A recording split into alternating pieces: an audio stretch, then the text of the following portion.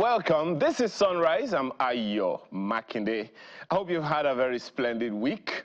Now, if it was your birthday in the course of the week, let me begin with a happy birthday to you. Oh, by the way, yesterday was my producer's birthday, Ayola Kasim. All of us here at Channels Television celebrate you, so happy birthday. I know you had fun. You didn't bring us cake. That's fine. We'll forgive you. And by the way, another friend of the house, it's his birthday tomorrow. Dr. Monday Ubani, Senior Advocate of Nigeria. You still have not invited us for the party. That's fine. Happy birthday all the same. Now, these people, those who have spent money for their birthday and those who will spend money for their birthdays, I hope you didn't borrow anybody's money.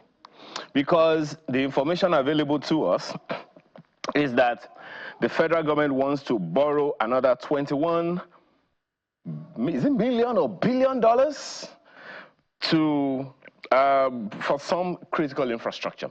I actually like what one senator says. Senator Abdul says. He voiced concerns about the transparency and equitable distribution of how the money is going to be used. And one of the things he also said is that Nigerians deserve to know the specifics of what the loans will be used for and the intended impact. Now, that is a non-negotiable fact. Of course, we have heard from the federal government that some of the critical infrastructures, they include agriculture, security, power, housing, and digital connectivity. In fact, there is a major highlight that one senator he celebrated, I think it's Senator Victor or something like that, says he's very excited about the allocation of $3 billion for the revitalization of the Eastern Rail Corridor stretching from Port Harcourt to Maiduguri. We hear you. And we're not hearing about loans for the first time, are we? So don't blame Nigerians if we are suddenly cautious, if we are suspicious of every time we hear that there's going to be another loan that is going to be collecting. We hear that this loan is not for disbursement all at once, that it's probably going to be spread around like 5 or 6 years or something like that. We need more details so that Nigeria is not afraid. We also understand that it is in alignment with the debt management or debt structure of Nigeria, we know, and all those things. But you know, when Nigerians hear debt, Yorubas call it gbese. There's panic all over the place, especially because we know what it has done to us before. There is also need to clarify, is it a sole loan taken by the federal government, or the federal government is also standing guarantee for states? We need to have that understanding in the interest of peace and stability. So that's the first thing that I'd like to talk about today in this chat. And then the second thing, and this is a little funny, and well, maybe it's one of those things that don't usually come to the mainstream media. We saw this news, I saw it actually online as well, that the Bauchi State Hisbah Commission has announced a new set of rules targeting wedding and social gatherings across the state, following what it described as a sharp rise in divorce cases. Okay, among the banned practices are the use of DJs. No more DJ in Bauchi State. Gala events, no beauty pageants, and so on. And then there is the Kawayawade, the Aloba, and other forms of entertainment considered to promote immorality. And the commission says these guidelines will be strictly enforced at the recreational centers, event centers, and clubs, in line with sections 95, 362, and 373 of the Bauchi State Sharia Penal Code. Now, one of the comments that I saw online about this one was quite exciting.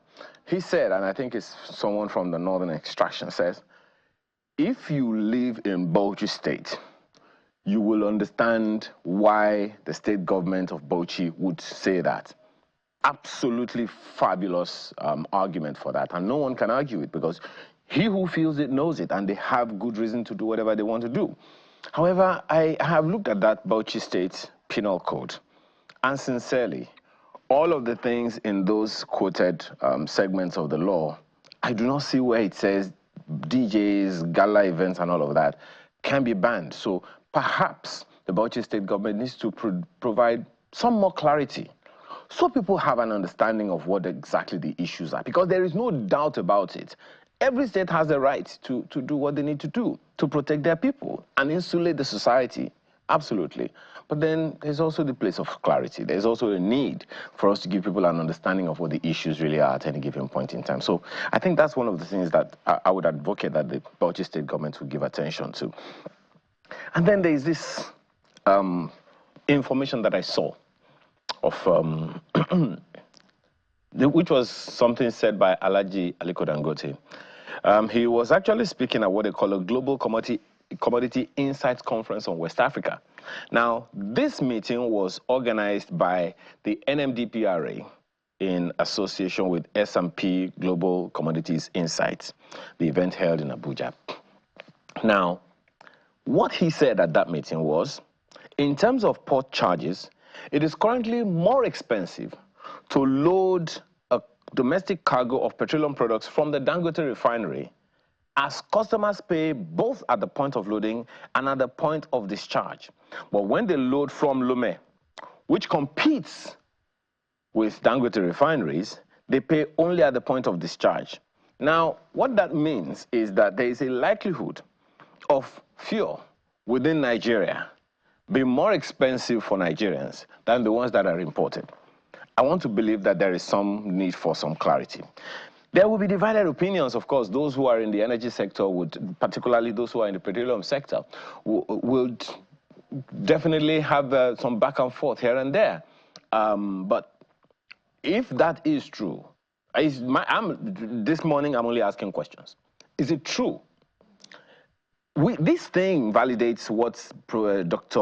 Akinwumi Adesina, the president of the AFDB, had once said, that it is more costly to import into Nigeria than into any other African country, at least into maybe some neighboring countries. I find that difficult to believe, perhaps also responsible for the reason some things are costly in Nigeria. Now, is it true? And if it is true, how does this align with the new tax laws that the federal government says will come into force in 2026? Are they in alignment? Are they in dissonance? Questions, questions, questions. I'm talking about some other things being costly. I just saw this news that there is now a court judgment that says that if you order food and it is delivered to you by one of these hailing cab services, you will pay VAT on your food. I beg, please, it's important for you to know what's going on out there, okay? So that you are not left in the lurch. Of course, the natural implication is that the food you're going to buy is going to be a little costlier. Or, even if they retain the price at the same, the quantity you will enjoy may differ. Or even if it is now the quality that is going to be affected, the questions arise. Of course, the hailing cab service providers have raised objection to it. I think they were the ones that went to court. The FIRS is charging VAT on those things, and they are crying foul. So it's important for you to know what's going on out there. So maybe if you want to save some money, then there is that. Of course, you know that when you use a hailing cab, a cab hailing app, you will see the option of food delivery there. And so I guess the implications you now understand. And that kind of money you can't hide. You ordered it, you tapped a particular amount of money. The federal government would know how much you are paying for that one. So that's just some of the issues that I like to highlight.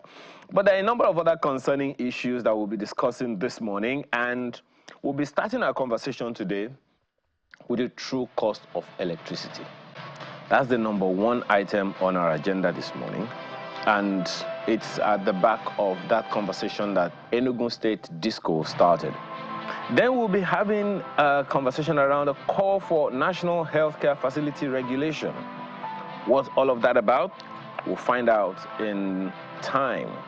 And then there is this matter that's of concern to so many people, and that's about the challenge of industrializing Nigeria. You know the industries that have gone under. The automobile industry is struggling to get back up. The textile industry has been struggling for how long?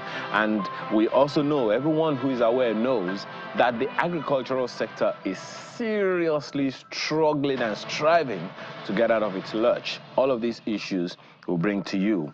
And then there's this concern when we come to lifestyle this morning. We'll be talking about modeling for children. How do you model for children? I asked that question once before. How do you parent?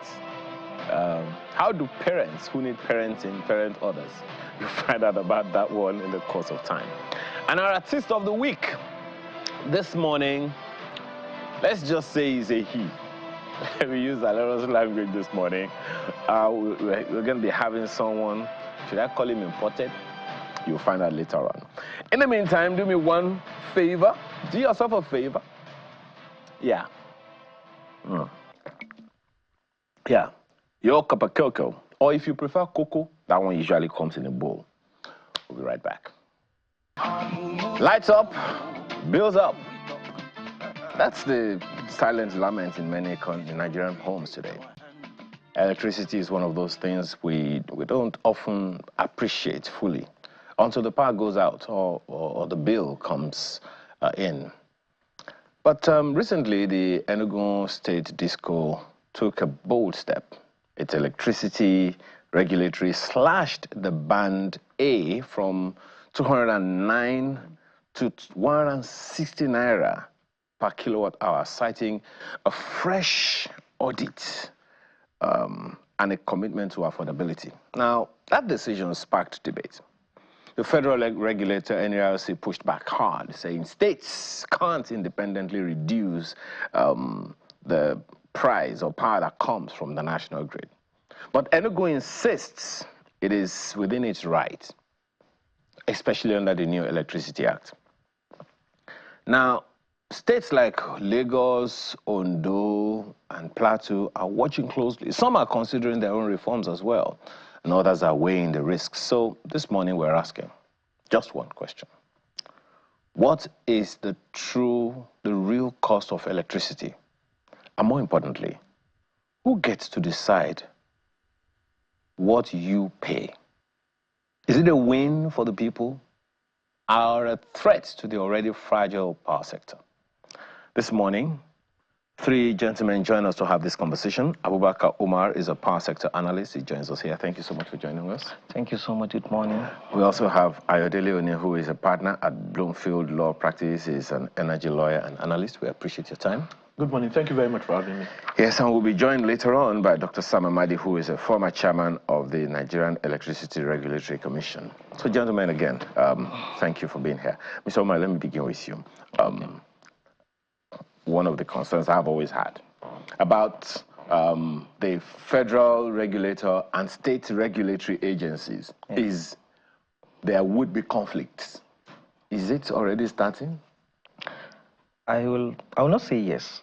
Okay. I will not say yes, considering, of course, you may have such kind of challenges when you have a new system of decentralization in the market. But I believe those kind of things tend to make us better. It's just like, you know, you building something and then discovering there are some lapses here and there that you need to close, so which is what will happen. But then the law is clear. I believe even the press release by the federal regulator has outlined clearly the rank of the laws, you know, starting from the Constitution, the Electricity Act, followed by the state electricity laws, and then the policies and circulars that comes into.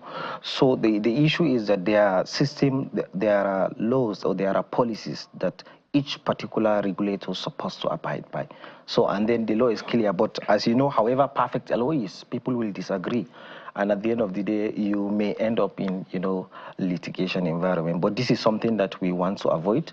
I used to say what's happened between them is a mixture of legal and commercial problem. You know, sometimes commercial gets its foundation from the legal, but then oftentimes when you misinterpret the legal, then you distort the commercial aspect. And there are some things that are practical but legally not allowed, or the law is very close on that. And there are some things that are also legally allowed, but the practicability of it in real life is very difficult thing to do. So we are dealing with such kind of things for which Enugu is saying they are legally allowed, but a lot of people are sharing concerns relating to commercial aspect of such arrangement. Tony, the challenge here is there was Enugu State Disco said they carried out an audit. Now, I don't know anyone who argues with data. So on the one hand is the situation that, first of all, the independence of the Enugu Disco, but when I read the conversation, the argument from the side of NERC, I couldn't see any basis, no data argument against and all of those ones. What are your thoughts on that? Okay, interesting question. I knew there would always be a learning curve. Once you have new legislation, once you have new policies, there will be that curve. And considering that you've got both federal and state regulators, now you speak to the Enugu Electricity Regulatory Commission and NERC. My view is that Enugu State, the regulator is well within its rights to do what it's done. Now, there's a distinction between the national wholesale market, which has pricing and arrangements under vesting contracts, and NBET arrangement to sell power to discos under vesting contracts. So NBET bulk purchases from generation companies and then bulk sales to via vesting contracts to distribution companies. Now, there's a pricing arrangement.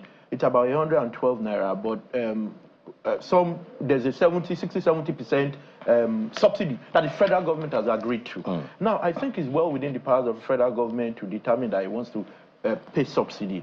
Now, that's what's happened. It's 45 naira as opposed to 112, which may be the commercial price. And then Enugu State then plays with that. Okay, it's 45. We're going to look at the margin the discos make, their costs, other factors which constitute the building blocks for final distribution tariffs. When they did that, they came up with a number and then thought that it should be 160.40 kobo per kilowatt hour instead of 209 naira 50 kobo. Now, what the NERC, the federal body, has said is that you do not have powers over the wholesale arrangement and the pricing. So you have to pay fully. But the question is, I think that's well within the rights of the federal government to determine what it wants to do with subsidy. And it's political. When it comes to energy, there's a lot of politics in oil, gas, and power. Okay, wait a minute. So you have added another dynamic to what he said. Yes. One is the legal, there is the commercial, and now you're saying there is politics. Because the government would need to come out and say, you know what, Enugu State will no longer let you pay 45 naira. You'd have to pay the full 112 naira, thereabout. Then it would change the dynamics. And I doubt that the federal government will want to do that. It's going to be very controversial. Yeah. You're looking at popularity. You're looking at issues around whether the country has been divided over a period of time. And do you want to foster that some more? I think it's controversial. I think it's a challenge. The federal government may need to step in. And I understand there are now conversations between NERC and Enugu. But in my view, as things stand, Enugu is well within its rights, because I think there are three markets. There's the national wholesale, in my view, and there is the retail for subnationals. I actually think there should be a wholesale market also for states. So each state has much wholesale and retail, and there's a national wholesale market.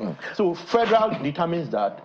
State has its own arrangement and well within its powers. But the challenge, thank you, Dr. The challenge here is the argument, the only argument that I have seen the NERC raise is electricity that comes from the national grid is coming into our state, into your state. You are importing electricity at a cost preset, seemingly. But then there is also the challenge of the law that you discussed the other time. Now, already it would seem like the people are already confused, deferring to Enugu, of course. Who wouldn't? So let me make it simple, right? Let me use the example with you. You are the national grid. You are supplying power to me. I'm the Enugu, right? So you are now supplying power to me, the cost of the power is 112 naira. So, but instead of you to send me invoice for 112 naira, you now decide to send me invoice for 40 naira. So, and let's assume Doctor is the federal government here. Federal government, he said that he is going to take over the remaining. So, to me, you are giving me invoice of 40 naira. That is what you are giving me, and that is what I legally supposed to pay. The cost of power, everybody agrees, is 112, but you are not giving me bill for 112. Doctor said he is going to pay the remaining. So in my own case, I say, okay, since it's 40 naira that is my cost of power, then I'm going to change my, tariff policy in a bit. It's a case of you sold something to me. My own obligation, which is the number one, is to pay you that 40 naira first. If I paid you 40 naira, you may not care how I try to get the money. You'll only concern about, okay, am I sure that I'm going to pay that 40 naira? Because the other 60 will be paid by the federal government. So that's the challenge here. So my own problem is that I think people should be worried about Enugu, because if I fail to make that 40 naira payment, you will end up disconnecting me. So, but what happened if I have been able to pay? So the challenge is that I think people should worry about Enugu on how they can be able to get, much revenue to pay for that particular, the minimum remittance invoice that they are having. And that's a lot of times I saw a lot of stakeholders are concerned regarding that. But then they can be concerned as long as Enugu will continue to pay its minimum remittance obligation. I believe that the federal government or the NERC does not or is not going to change, any part of that. And if the federal government decide to remove subsidy for Enugu, they are not going to do that alone for Enugu. It's obviously not possible for you to remove subsidy for one state and allow for other states to go. That will trigger, fiscal crisis. So it means that if we push the federal government to remove the subsidy, then it means everybody, across the country is going to pay the full cost of electricity, either you are in band A or band B. And then the discussion will change from pricing to supply availability. Well, one of the arguments that's been raised is, I think, by the operators. It's the sustainability of the pricing model Enugu is raising. The Gencos, Discos, Trancos, and I think even some other people in the industry, they are raising that concern as well already. That if the federal government should do what he's suggesting, then the pricing model of Enugu State's Disco, it will be unsustainable. Of course, it would change. Once government says, the federal government in this case, says we're no longer paying that subsidy, it will change in Enugu and it will change everywhere else. Do you see that happening? That's politics. I think the government may be better served answering that question. But I always know that there's been a lot of, and you can debate whether you want to elevate politics ahead of policy or policy ahead of politics, but it's never a perfect science. You need to look at the circumstances. Recall that it's more than, we're within a broader economic situation. You've got issues around Forex. You've got issues around removing subsidy for fuel. Government will, I think, will be quite reluctant to immediately remove that on power. Because the inflationary trends are quite serious. And everyone's cost, and people's salaries, people would argue that their salaries do not even match inflation, the rate of increase. So I think it will be a difficult thing for the government to do. I'm not saying it's impossible, because I know this government is one that is determined. Once they've determined they are doing something, they really go ahead to do it. So my view is that once the government removes that subsidy, everything changes, even Enugu does change. Because if you are getting a bill for 45 naira or 44 naira and you can pay, and then you play around your own local issues, you scrutinize cost and all of those factors, then you may be able to deal with that. But if your source product is already very expensive, it doesn't matter what you scrutinize. You have to at least start from that cost. So you're starting from 45, ending at 160. If it goes to 112, we are then starting at 112, and you definitely won't end at 160. Then go up to something much higher. So it starts from the federal wholesale market, what subsidy the government provides there. If government removes subsidy, and like I said, and like I alluded to, I doubt that the federal government would want to remove for one state, because what signal are you then sending? It's a whole dynamic that we are dealing with here. One of the conversations that has come out, Mr. Umar, is that some states, other states are already dancing around the Enugu model. Yeah. And there are those, in fact, there is a comment by Mr. Iromini that the NERC's rejection of Enugu's tariff order is dangerous. In his words, the state-level regulation can help consumers if properly executed. But the problem that he's saying that for NERC to undermine the emerging subnational power regulation is a development that he sees as dangerous. Yeah, so, like I think, when I look at the data, Enugu as a whole is operating with the distribution company called Manpower, which is a subsidiary of the Enugu Disco as a whole. So the data for that Manpower is not public, but, you can mirror it from what the entire Enugu Disco as a whole is getting. So from that data, you can see that, Enugu Disco as a whole is battling with some losses. And then it's a case of your costs did not change and you are reducing revenue. Now, the question I will ask is, how sustainable are you if you reduce revenue for people, revenue that comes to you as a company, and then your costs remain constant? It means that something has to give in. And that something has to give in is where the problem will emanate. And the way I look at it is that everybody in the market is, a lot of stakeholders are not happy. And if Enugu, or Manpower rather, is unable to meet up with its payment, they may likely institute some, part of the legal aspect. For instance, they can give notice of disconnection, or they can ask them to submit or to call for their BG, which is a very difficult thing to get in the industry. So and the way I look at the data from Enugu is that they are having their performance of remitting the market is almost 99% as at Q1 of this year, and their total losses as a whole, as a region, from the disco is almost around I think, is it 40% or 60% there, about something like that. So with that kind of losses, the only way I see, the only sustainable way for Enugu is to reduce their losses, which means it's for people to pay. Some people are thinking that if you reduce the cost, it will motivate others to pay, which is, a very optimistic view of how things will be. But the challenge is that how sure are you they will pay? And if they did not pay, what is the remedy forward? They can also do another thing. They can increase the price for band B to E, that is around 60 naira to 80 or 90. That's to augment the situation. So there is only two ways. Either, they increase that band B to E tariff, or they ensure that they have reduced their losses. If they can reduce losses, I believe that, that amount of tariff is sustainable.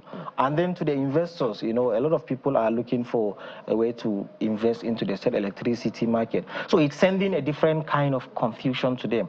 A lot of them will not be comfortable. A lot of them will think, okay, this one is not subsidy, this one is using federal government, how will investors come in? So I believe this kind of, disagreement or confusion doesn't help, the investors who are intending to actually get into the market to provide services. Yeah. Well, I'm still expecting Dr. Sam Amadi to join us in this conversation, so at least we can have an insight of sorts into the mind of the Nigerian Electricity Regulatory Commission as to what are the likelihoods. But no one has really spoken. The federal agency hasn't really spoken to the data. Is it true or is it not? That's a good question. I think the only thing they've done is to query whether Enugu can modify wholesale pricing. And I think that's where their query ends. Also because, remember, by virtue of the constitutional amendment and virtue of the Electricity Act, Enugu does have powers to deal with generation, transmission, distribution, rules, regulation, tariff setting within that state. And maybe you should ask why, and it's a controversial issue, why all band A is 209 naira 50 kobo. Why isn't it that in Lagos or in Kano, where you've got larger population? Because power also works on the economics of scale, right? Why isn't it 189 naira in Kano, 176 in Lagos? I do not know. So that's what federalism does. And it would be maybe it could be a steep learning curve, but it will be a learning curve. As we truly, and I think the current president is an advocate of federalism, true federalism, and that's what we begin to see play out. You begin to see weaker states getting more support from the federation, while states that can stand are able to maybe get more investment, entice more investors, encourage more investments into their states. So I think that maybe it also came to NERC as a root shock. Recall that the guys at Enugu said they've been on this journey for at least 7 months.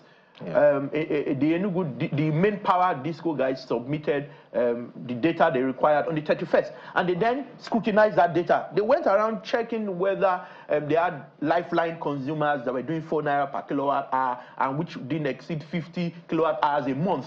You understand? So I'm sure NERC, they've got very good guys there. I'm sure they're already searching for data. They issued an order yesterday, if I'm not mistaken, on delineation of assets and liabilities, and that's where the issue around the BG did come up, you know. So I'm sure they're already doing their own analysis and will come up with their own data, unless of course there's more to it and they can't really query that data. It may even be difficult because I'm not sure they have an office in Enugu, right?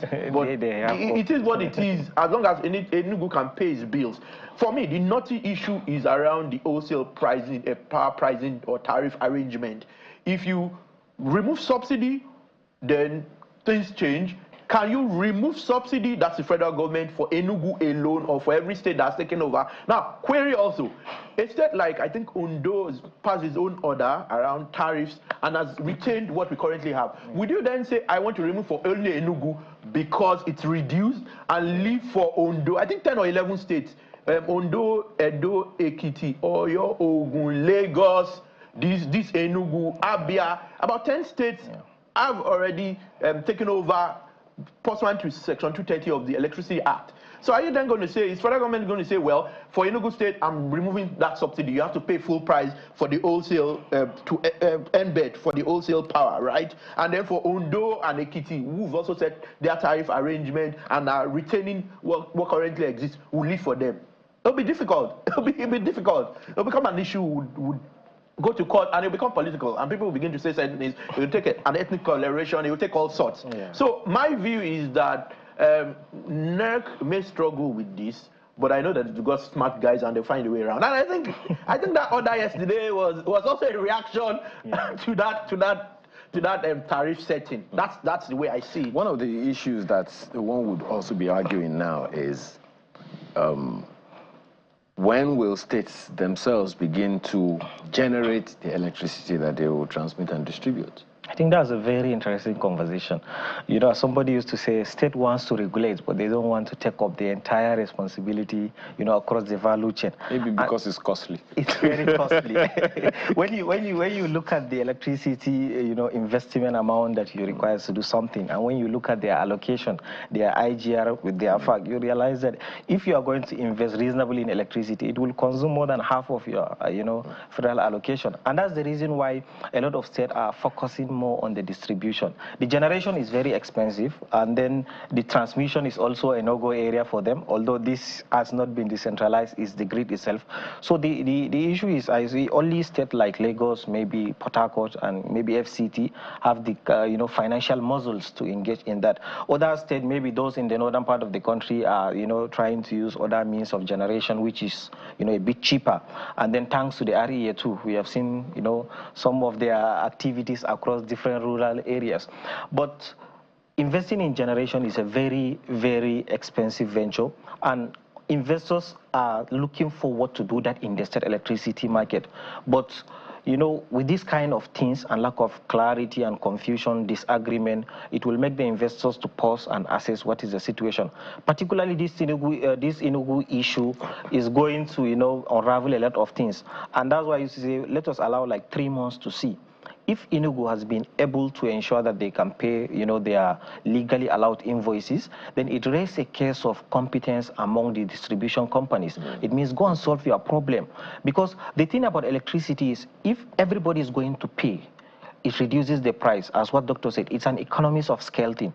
It's because there is part of the costing in electricity tariff is you have the generation cost, you have transmission cost, you have distribution cost. Part of the distribution cost, you have about 4 items. You have the operational cost, you have the capital, you know, capital expenditure or depreciation, you have the profit margin, and then efficiency. You have inefficiency, sorry. You know, inefficiency is almost around 30 to 40 naira inside the part of the 200 naira we are paying. So it means that if inefficiency will reduce, automatically everybody in the country is going to have a very low tariff. So the challenge is that as long as you can reduce your losses, your tariff will automatically reduce, which will translate into, you know, more power supply and more investment into the sector. But is it really out of the authority of the states? As far back as I think the first term of the present president as governor in Lagos, he wanted to set up something like that in Lagos. Was it the first or second term? The Enron, the debacle, and all of those. Yes. So now for that to have been an initiative at the time, and IPPs already set up here and there, the questions abound. Is it in Abia State that we now have a private organization that has set up this thing? And the fellow said, from what we hear, talk about within 3 years it is possible to set the whole thing up. In other words, within one term of a serious government, it is possible to set it up. Okay. So why is it a problem? Okay, so let's go back to 1999 when you had the current president as governor of Lagos State. We did not have that Electric Power Sector Reform Act. True. We hadn't privatized, and we had a constitution. But to be honest, my view has been, and I've written copiously about that, distribution has always been within the remit of states. The federal government does not have the power to make laws on distribution. It's clearly out of, because when you look at people make a few mistakes. First, power has always been concurrent, never exclusive. It's concurrent means both state and federal. But within the concurrent arrangement, states were exempted from making laws in areas covered by the grid. And if you come to a place like Lagos, almost the entirety of Lagos is covered by the grid, right? That's the only thing they've now done. Remove that portion from the constitution. So it's not true to say power was exclusive, now concurrent. No, both states had powers. But intentionally, the word distribution was omitted from the powers of the federal government even before this amendment. So states have always had that power, but no one ever exercised it. So I think that was a challenge he faced around 1999 until we had that Electric Power Sector Reform Act in 2005 that then began to set the foundation for where we are today, privatization and all of that. Now, it didn't help us further beyond initial reforms. Now, creating through federalism and all of that, we had to have this new law. So I think that the problem is many of what is said, or much of what is said, it's expensive to do generation. Transmission is crazy. I understand that if you want to take over the transmission of the entirety of Nigeria, I did some research about 10 years ago, it will take 100 years to break even. As a private sector person, it will take 100 years, not to make profit, to break even, if you're efficient and all of that. So one thing many governors did prior to this time was issue irrevocable standing payment orders for small generation projects. But even at that, they struggled because it was a first-line charge from whatever monthly subvention they had. A key way to solve this is to ensure that you are attractive to investors. Sir, the average investor will come where there's money, even if there are risks. Exactly. Look at the oil and gas sector. You had kidnapping and all of that, but the Shell and mobiles and all of that, it took them a while to not even leave the country, only move deep offshore. That is now more advanced, right? And it's more difficult for the guys to come disturb them there. So once there's money, private sector guys will come. It's only when they don't see the line of sight to recovering their cost and making revenue is when they step back. Or you have a law that continues to change. There's no certainty, there's no clarity as to your laws. So I'm not sure state governors should dabble into or begin to invest in generation and all of that. No. Make your state attractive. Why not? Okay, so my view. Just as he said, it's a very, very expensive thing. They can't afford it. It's expensive. So they can't afford it. What you can do instead is to make your state attractive. Wait a minute. What do you mean? They're two different things. What do you mean they can't afford it? They can't afford $20 million? Oh, no. It's not. It doesn't end at $20 million. Do you want to do $20 million and you don't get your money back? That's the difficult. It's a state. Is it one plan? Let me take. Dr. Sam Amadi has since joined us. Well, thank you so much for joining us this morning. Dr. Sam Amadi is a former chairman of NERC.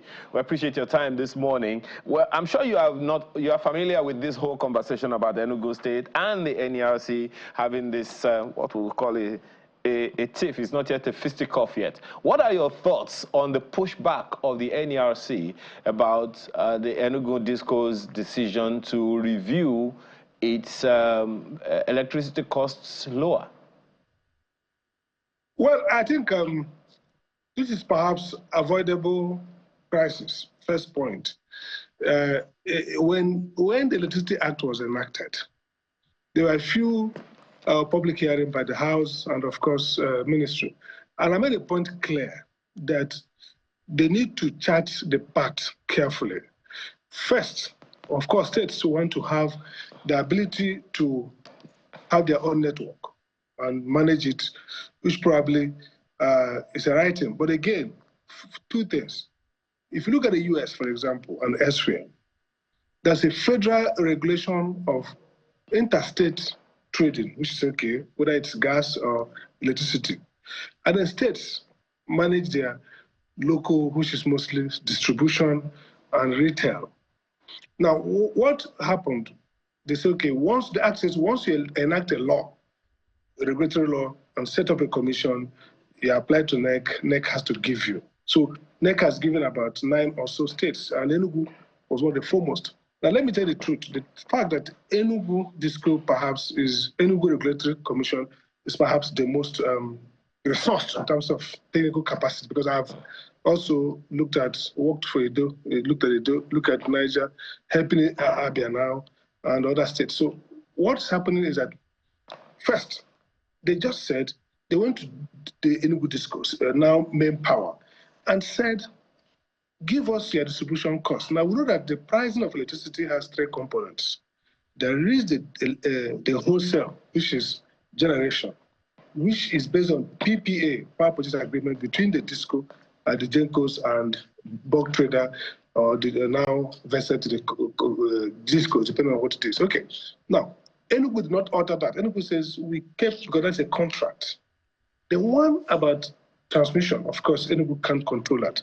But distribution, the DISCO now, main power, which is under which they regulate, they say, okay, give us your costs. They told me that they asked them, and they gave them, let's say, 10 billion. They now say, break your cost down. They broke it down, and Enugu discovered that the cost is less than 10 billion. The cost is 6 billion. Enugu says, your real cost is 6 billion. And Enugu marks that 6 billion, and therefore, their revenue requirement is less. Now, let's get it very clear. When I was NEC chairman in 2014 or 15, we reduced tariff. And the debate was, they say it was political. No, what we did was to say, if you say collection loss is X, it's too high, but nevertheless, we zero it out and ask you to prove each of those losses. The way we set tariff in Nigeria, and NEC is improving, has not been very cost efficient, because we assume a lot of costs that are not proven. And that's why a lot of data. And of course, if it makes sense, the regulator does not fully discover costs in all industries. Operators, whether it's in the oil and gas, operators are the ones in charge of costs. So you do your best to second guess them. Now, my view would be this. If Enugu established their price following the methodology and recognize all relevant and prudent costs, which is what the regulatory language is, the cost must be prudently acquired and must be relevant to service delivery. If Enugu has been more efficient in establishing cost, and therefore the cost of serving Enugu is lower than the cost that NEC has been using for the methodology, then NEC should not beef Enugu regulator. Enugu regulator has done the right. So the critical test here is let the discourse show to us that the cost that Enugu has given them, the revenue that Enugu has allowed them to recover from customers, does not capture the real cost plus allowable return on investment that they ought to have. So for me, the fight is that there's a fear of contagion here, that if we now see states who like to copy, some states say, okay, we're going to bring down our cost, which doesn't make sense. Some states will have more cost. I give an example. Northern Nigeria, that has larger space, more radial network, less density of customers, will require more to serve them. If you have 30 people in one place, another 30 in 2 kilometers, Your cost is high. We're going to bring the perhaps that's why there are conversations around off-grid technology. However, but there's a question. There's an issue that you have raised. You have raised an issue that my two guests in the studio have also spoken to, that we need to see NERC's own data as well. Okay. Similarly, we have two emails online. Those who have joined us via X. Tola is saying sometimes revenue is based on ability to pay. Less price and moving people to same tariffs can help their market and sales. He closes by saying we need to understand the business model of EERC. That's on the one hand, and that's what you're also saying. But then Festus Akiboyewa is saying, while what we need in our electricity market is competition and transparency, NERC should provide Nigerians with an impartial data about our electricity, such as the prices we pay for our electricity, the profits suppliers make, and the challenges facing the suppliers. Then we will know if Enugu is right or wrong.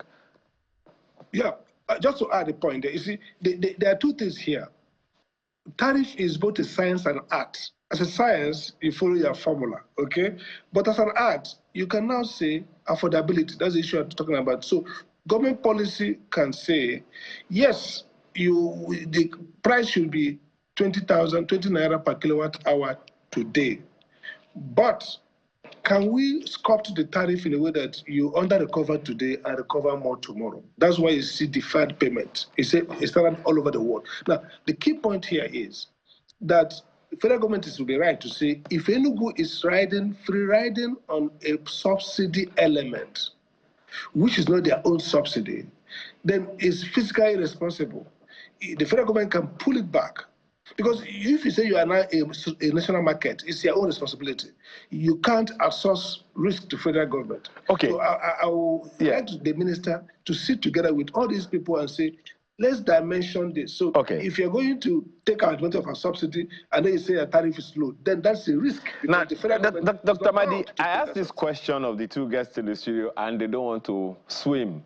They didn't take the bait, but I'm going to send it to you. Do you see a situation where the federal government, maybe through the NERC, pulls down this whole subsidy regime in the electricity sector? Do you see that happening? Yes. The federal government will likely do that. See, the federal government can become envious. I mean, if some states are bragging that, oh, our tariff is low, we are doing better, well, the federal government as a fiscal authority can say, you know what, why should we be the ones looking bad? And you're the one taking, and I think so. I think that's the way we should go. But economically speaking, do you think it's a wise position? Just a second, sir. Economically speaking, and given Dr. Oni here mentioned the inflation parameters and all of that, do you think it is a wise thing for the federal government to pull that electricity subsidy plug now? Well, I don't think so. I think subsidies, there's a big emotive debate. Most economists just take the ideological view subsidy is bad. That's not true. You see, subsidy is always a part of a market. The question is how you do administer subsidy and when do you put it and for what purpose? Look at Europe, look at EU, look at all these countries. They are actually having strong subsidy for energy arising from the crisis in Russia, Ukraine, arising from the need to make transition from energy source to another. Subsidy is always there. If you look at Canada, Ontario, when they were moving to renewable, there was so much subsidy to make sure the price is affordable. So the wrong economics that says subsidy is bad is not true. But the question then is, the federal government in alternative to subsidy must say, and it's based on fiscal policy around several competing needs. Healthcare is collapsed. So they can say, this amount of subsidy we can put. And this is how we can put it. Again, we have not used our regulatory tools. If you look at the Electricity Act, even the EPSR that was now Electricity Act, they talk about Power Consumer Assistance Fund. Now, that fund requires big desktop work, establishing who needs it. You have to have a good data. This concept, do subsidy. What they do, they can do energy efficiency, give some people discount or energy. That's a subsidy. Okay. And then, so I think subsidy should be there. The question always is, we mask corruption in the name of subsidy. Okay. And we balloon the number. Okay. And again, we put monetary consequences as subsidy. For example, if you devalue your currency and then your debt used to be 100 billion, it moved to 700 billion, you now say you are paying subsidy for 700. That's not true. Okay. Now, just one other question before we close it out. My apologies, Dr. Amadi. Again, I put this question to my two colleagues here in the studio. They just beat debate. They didn't really swallow it.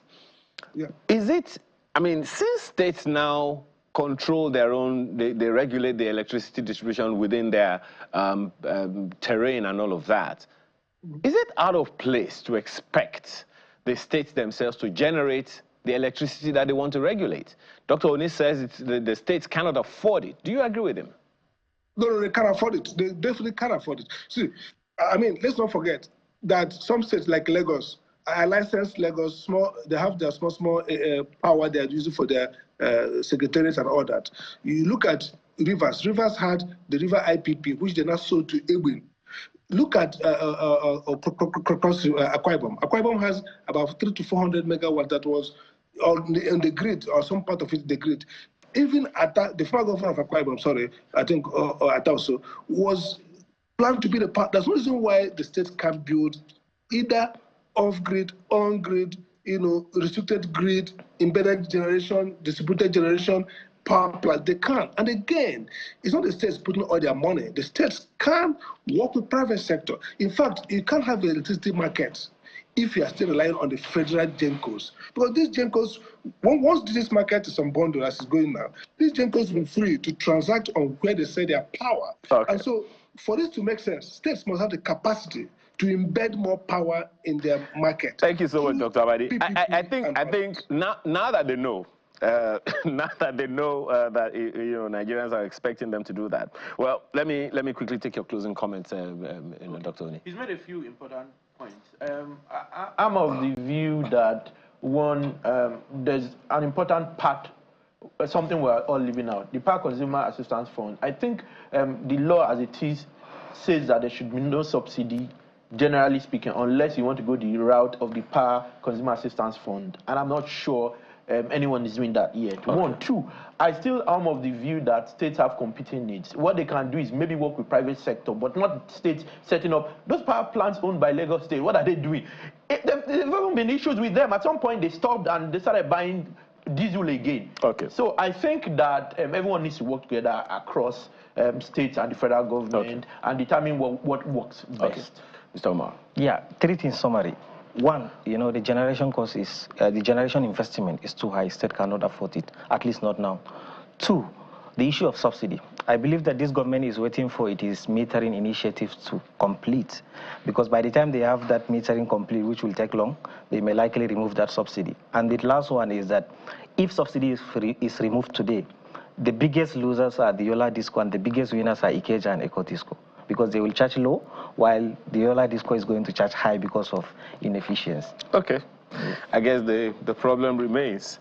And as we always say, the conversation continues. Thank you so much, gentlemen, for your time this morning. Mr. Abubakar Umar is a power sector analyst. Thank you so much. By the way, that was a very incisive tweet you put out. Thank you. Dr. Ayodele Oni is a partner, Bloomfield Law Practice, is also an energy lawyer and analyst. We appreciate your time. And Dr. Sam Amadi, thank you so much for all that you have said this morning. Former chairman, Nigerian Electricity Regulatory Commission. We appreciate your perspectives today. Thank you. Okay. So that's one down, a few more to go. After now, one conversation around healthcare facility regulation. That when we return. There's been a call for, actually, the Federal Ministry of Health, aims to establish the National Health Facility Regulatory Agency to create and enforce national health facility standards. Not just healthcare provision now, but health facility standards, ensuring clinics and hospitals across Nigeria meet basic safety and service benchmarks. Sometimes the challenge is not whether or not we have these facilities. Sometimes the challenge is how they are maintained over time. In the news this morning, you may have seen over the past few hours on Channels Television, the Minister of Health, at the federal level, commissioning this cancer treatment or cancer maintenance facilities in like 1 or 2 states of the nation. And the questions abound as to, again, maintenance of these standards and everything else. But we have here with us Dr. Richardson Ajayi, who has been actually talking about this thing, because according to him, this regulatory gap is fueling quackery, brain drain, and eroding public trust in the healthcare system. Thanks for joining us this morning, Dr. Thank you for inviting me. Is this an afterthought on our part? We're, what, how many years old now, and we're just talking about establishing this facility, this agency? Well, I think, you know, healthcare has been here forever. Doctors go to medical school and they set up their thing and they start to provide a service, and some do it at different levels. But the thought to organize a system is just coming. So the Nigerian Health Act was passed into law in 2014, and that Health Act really provides the framework for the healthcare system for Nigeria.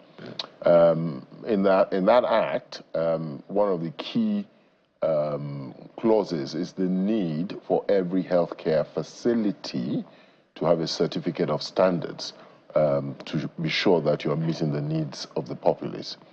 Now, that has not been implemented because you need a body to be able to drive that.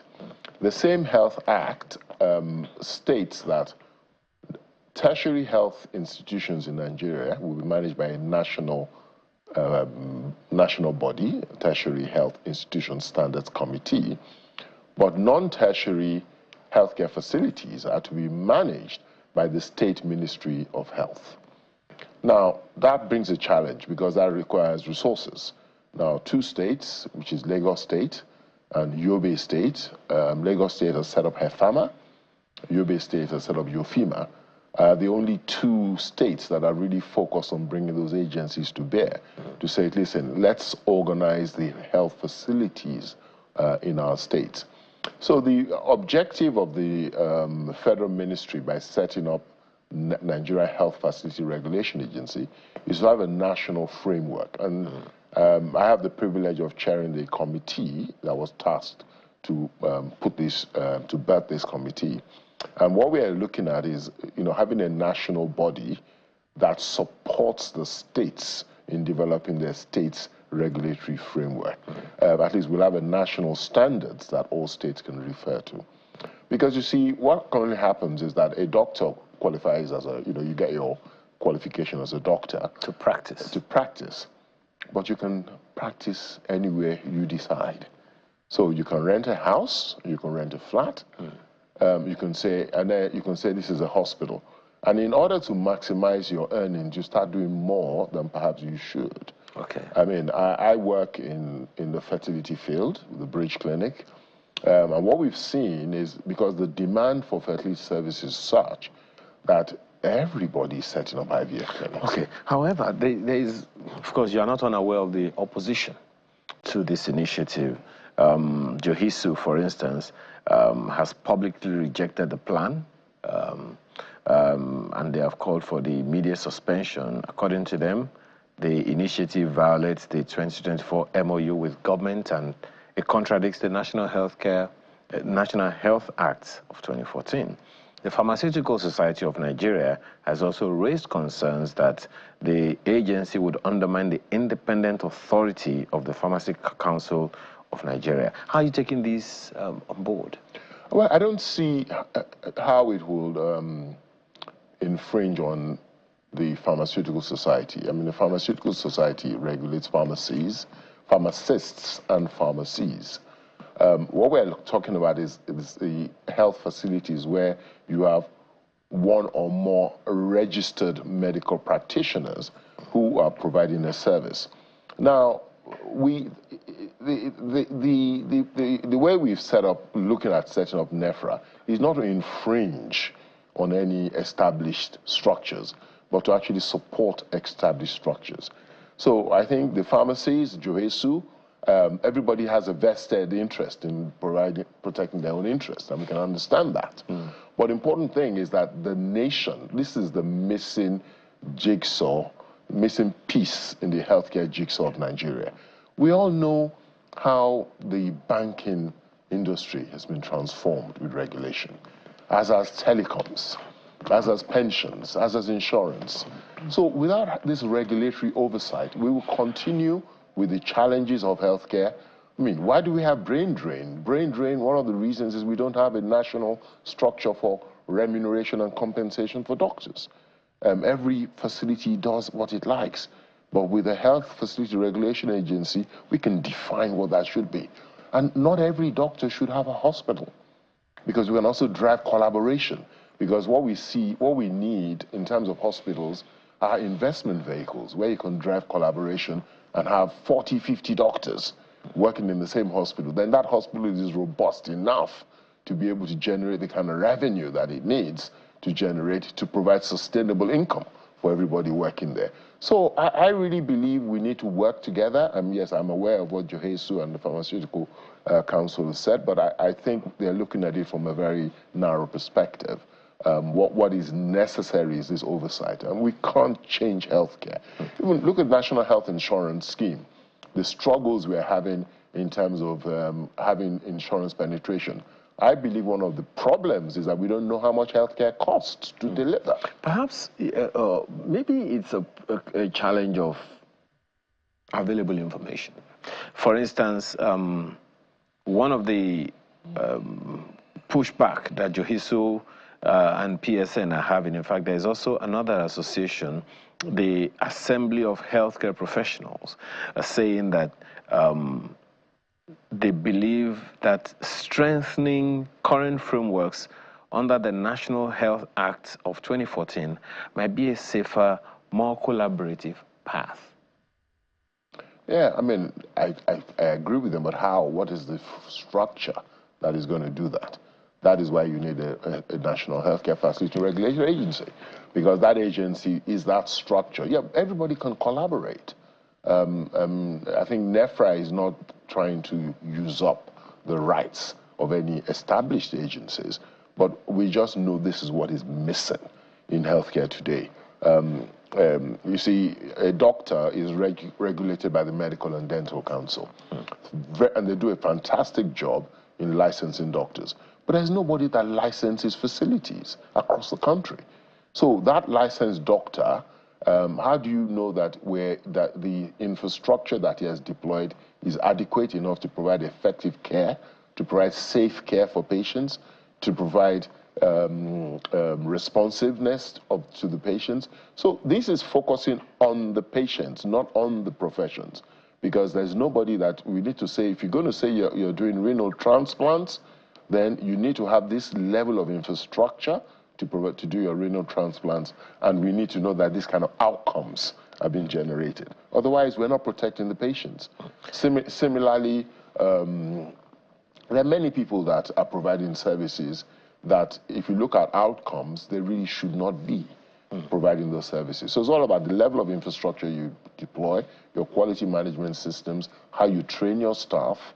You know, all of this is critical. How about, what's the NMA, for instance, the Nigerian Medical Association, what are they saying about this initiative? Because it will be important for us, from what we can see here, even the NMA is neither here nor there. As far as they are concerned, they are emphasizing that the solution lies in strengthening existing laws, just like Johesu and APA are saying. Well, I think the NMA, fortunately, the committee that we have members of the NMA in our establishment committee, and so I believe the support is there. But the real issue is we've evolved something that works for certain people, and those certain people maybe have a vested interest in maintaining the status quo. But the truth is, the nation, Nigeria, we're hemorrhaging healthcare dollars and medical tourism. We're losing all our staff that have been trained. So our healthcare system is not really developing as much as it should. Insurance penetration is low. If you look at a lot of our national statistics, including maternal mortality, we have one of the highest in the world. All of this is because we don't have an integrated framework for regulating healthcare. I spent a lot of time working in the UK. You can't deliver a baby anywhere, okay? For you to get a license to do maternity care, that building that you call your maternity hospital must have a blood bank in it. It must have an emergency operating theater that can be activated within 7 minutes. It must have a neonatal intensive care unit, so if a baby is born that needs resuscitation, it's there. It must have an intensive care unit so that if the mother is sick, you can resuscitate the mother. It must have accommodation for your obstetrician, your anesthetist, and a neonatologist. Now, all of this must be put together and seated in that place for you to do emergency obstetrics. Now, until we start to put these kind of systems in place, we'll continue to lose mothers. So is this, these are the things that you're proposing that this agency will perform? These are the kind of things the agency will look at. Just, I mean, what is a hospital? Until now, my apologies, until now, who has been performing these functions? These functions are performed by doctors deciding what infrastructure they deploy. The practitioners themselves. The practitioners, but in Lagos State, we have EFAMA, and EFAMA is increasingly doing a good job in creating this regulation. But EFAMA is new. But hitherto, before that, doctors decided what it is they're going to do. And unless you put a system in place that's, okay, fine, you want to provide obstetric care, we'll give you a license. We go on and inspect, we know you're safe, patients, we give this place a stamp of approval, you can go here, you can take money to provide this service. I think we're talking about human beings. Okay, so the federal government is initiating this and you are the one leading the charge. Yes. How about the states? What kind of conversations are you having with the state governments? Well, we have some state health commissioners on the committee to really support the idea and give us an idea of how best to engage the subnational structure. It's very clear that NEFRA has to be set up like a consulting structure. So, you know, NEFRA will not have the power, according to the Health Act, to go into a state and regulate facilities. But we can support the state regulatory structure. So basically, NEFRA will help every state in the federation set up their own health facility regulation agencies. And rather than having to reinvent the wheel, we will have national standards that everybody can refer to. So I think that's NEFRA's role, to really support each state to develop these structures and then develop national standards that everybody can refer to. How serious or how important or impactful is this initiative on medical tourism, on the standard of healthcare delivery in the country today? Currently, quality ethics sits with individual doctors. So if a doctor is good and the patients trust, they'll keep coming. NEFRA's vision is to embed quality and ethics in the system. And once quality and ethics is embedded in the system, it will build trust within the system. And if you build trust within the system, of course, fewer people will travel. At the moment, people don't know where to go.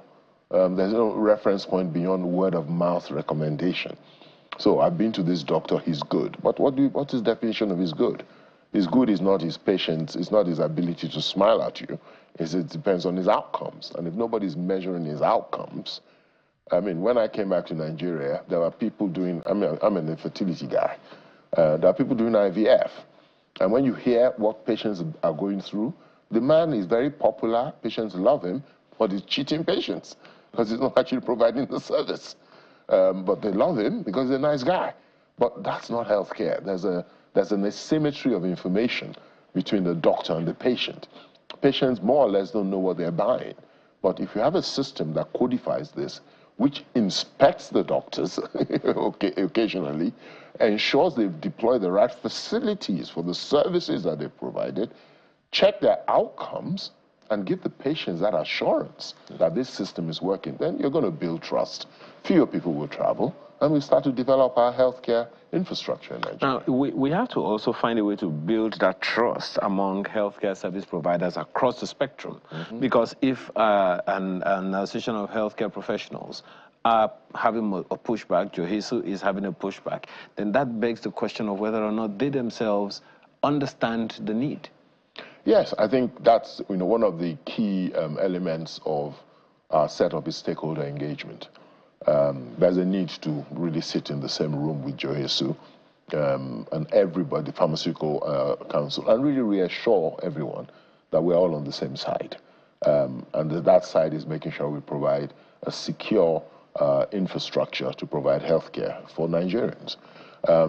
At the moment, we've not had that opportunity. I was surprised about the opposition because for me, this is a no-brainer. This is something that is very obvious.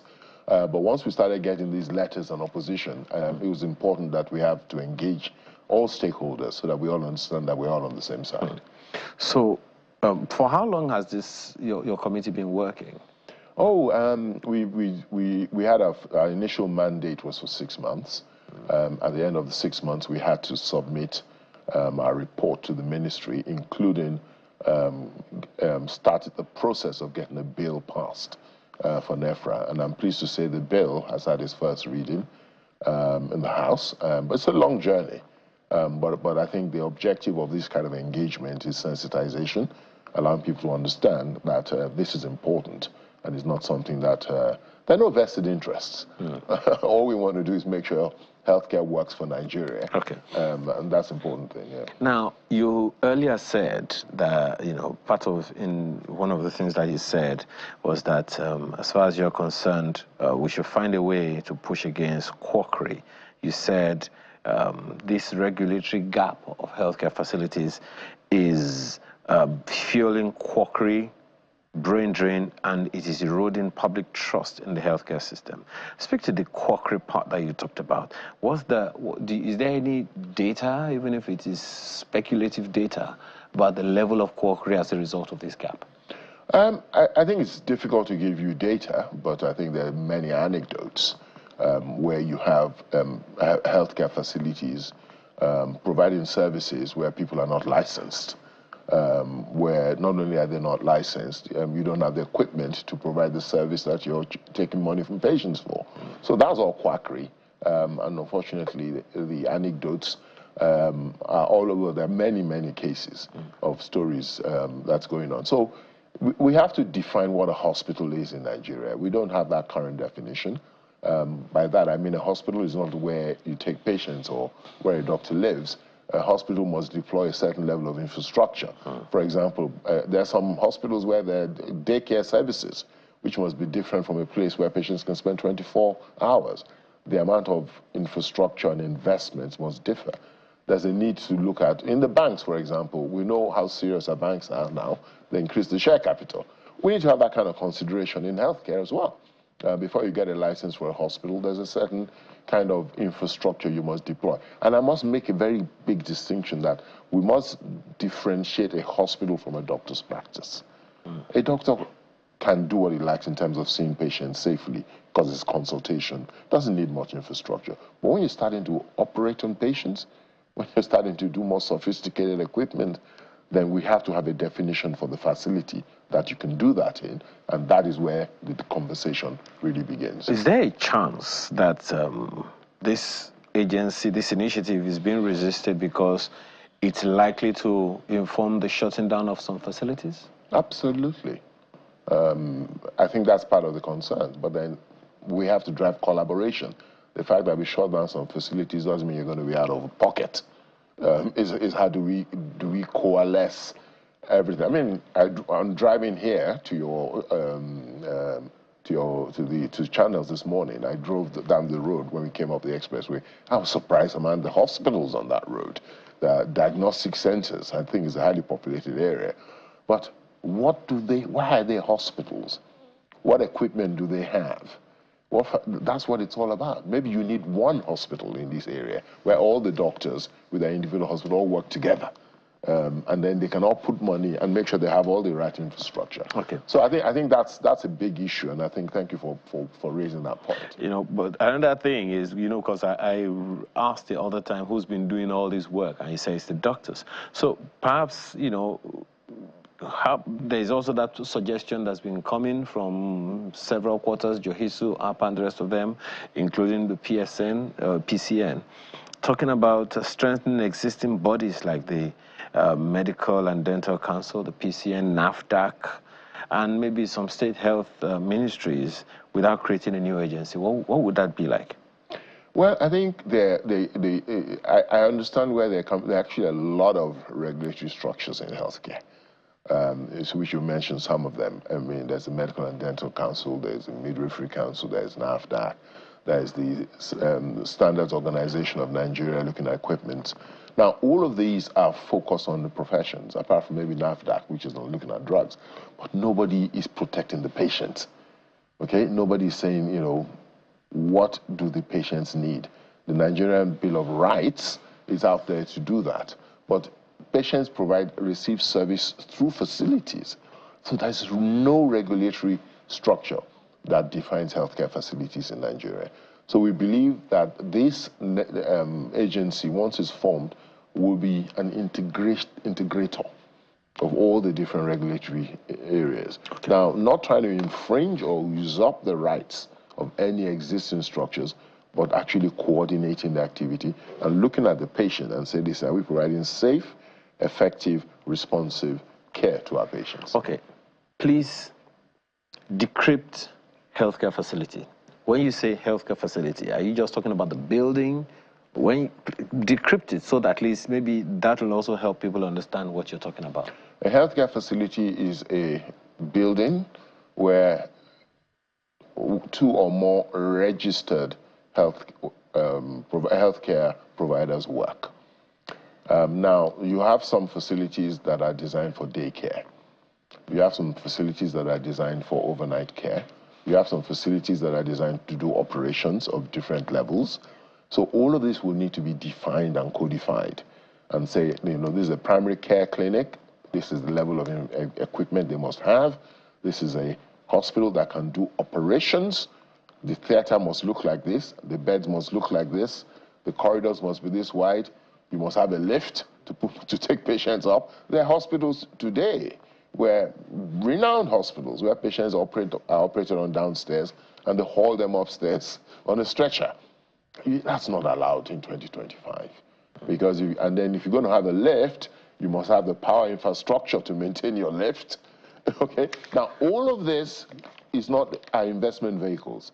So the change is that the concept of a doctor building a hospital, which is what we have in Nigeria, will change. That is part of the resistance that we have to deal with. But that comes with engagement. And Rome was not built in a day. So the idea is not, let's close everything down. No, let's start a journey. And that journey may take 10 years. Okay? So the idea is not to close anything down, but they say, let us design the kind of system that we believe will serve Nigerians. And so it's an evolution, not a revolution. Okay, I'm waiting. Because this that you just mentioned that, in my head, I'm just seeing so many hospitals. But whether we like it or not, we have to start the journey. Okay, so there's this, you said something the other time about, you know, this quackery thing. Of course, many Nigerians fear quackery. But then, many Nigerians are also wary of another agency, another government agency. So how do we bridge that trust gap between the health system and the public? Okay, another agency, oh, we have this, we have this, we have that, and then this again. How do we bridge that the trust gap? I think it's through dialogue and engagement. You know, the concept of NEFRA seems to be a disruptor, you know, to most people's minds. But I think the key is just to engage. I said I belong to the IVF field, of which there's an association called AFRH that all IVF clinics are supposed to report their results to say that these are the clinics, this is the kind of results they're doing well. I think there are over 100 clinics, but only 15 submit their results. See what I'm saying? But this is why you have a pushback, Dr. Ajayi. But that is the point. Patients need to procure services. Where should they go? Should they go to these places that are not providing their results, or should they go to the places where the results are being provided? So that's what I'm saying. This is, you know, our healthcare is very professionally focused. Let's focus on the patients. They are the ones who are working with their healthcare dollars on medical tourism. Billions are leaving the country on an annual basis. So let's integrate and focus on the patients and say, what is it that we need to do to ensure that the patients are served? It's not just that the profession serves itself. So it's good. I mean, I don't expect it to be an easy conversation, but I think it's a conversation that must be had. Absolutely. Thank you so much for your time this morning. We can only wish you the best because you are definitely up against some gods. I know. Dr. Richardson Ajayi, founder of Bridge Clinic, co-founder of Pathcare, and also coordinating chairman, should I say? Yes. Of the National Healthcare Facility Regulatory Agency that the federal government is thinking about. We appreciate your time again this morning. Thank you very much for the invitation. Okay. So when we return, you know, this is about regulating healthcare, but there's a lot to regulate. There are so many industries that have gone under. Textile, automobile, agriculture, all of them are struggling. How do we bring them all back? What's the challenge of industrialization in Nigeria? That's up when we return.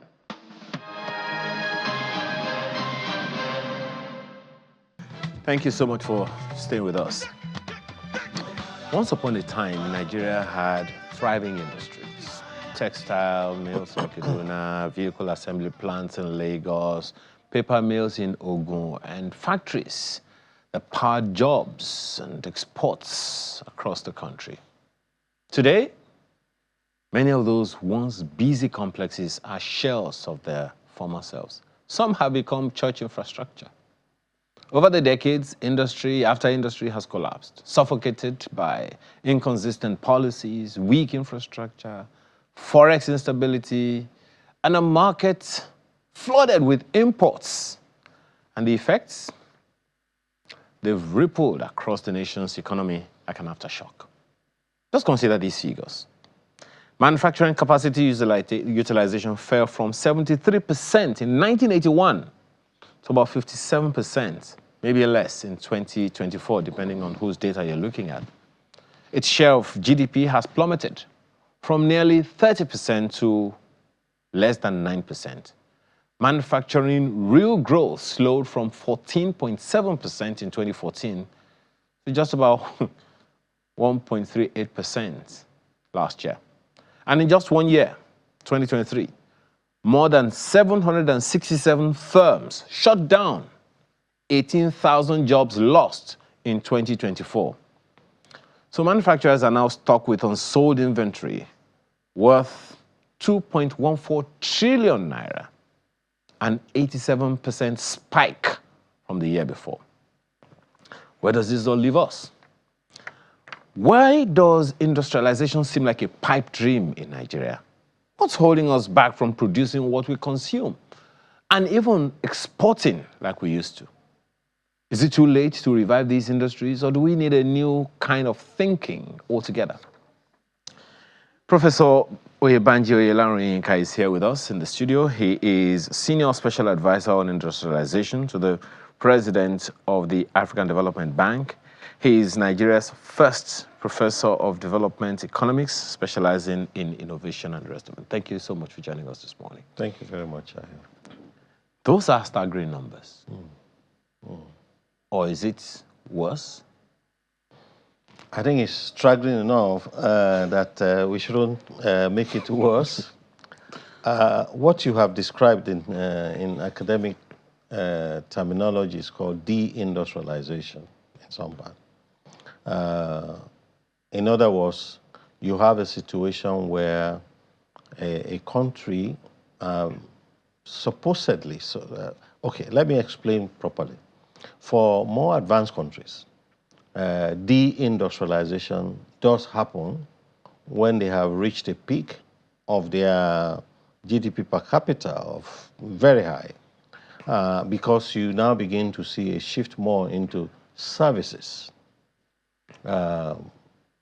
For, say, the United States and what you see in the US with what you are seeing now about we want to bring manufacturing back, that was actually caused by what they call the China shock in the 80s.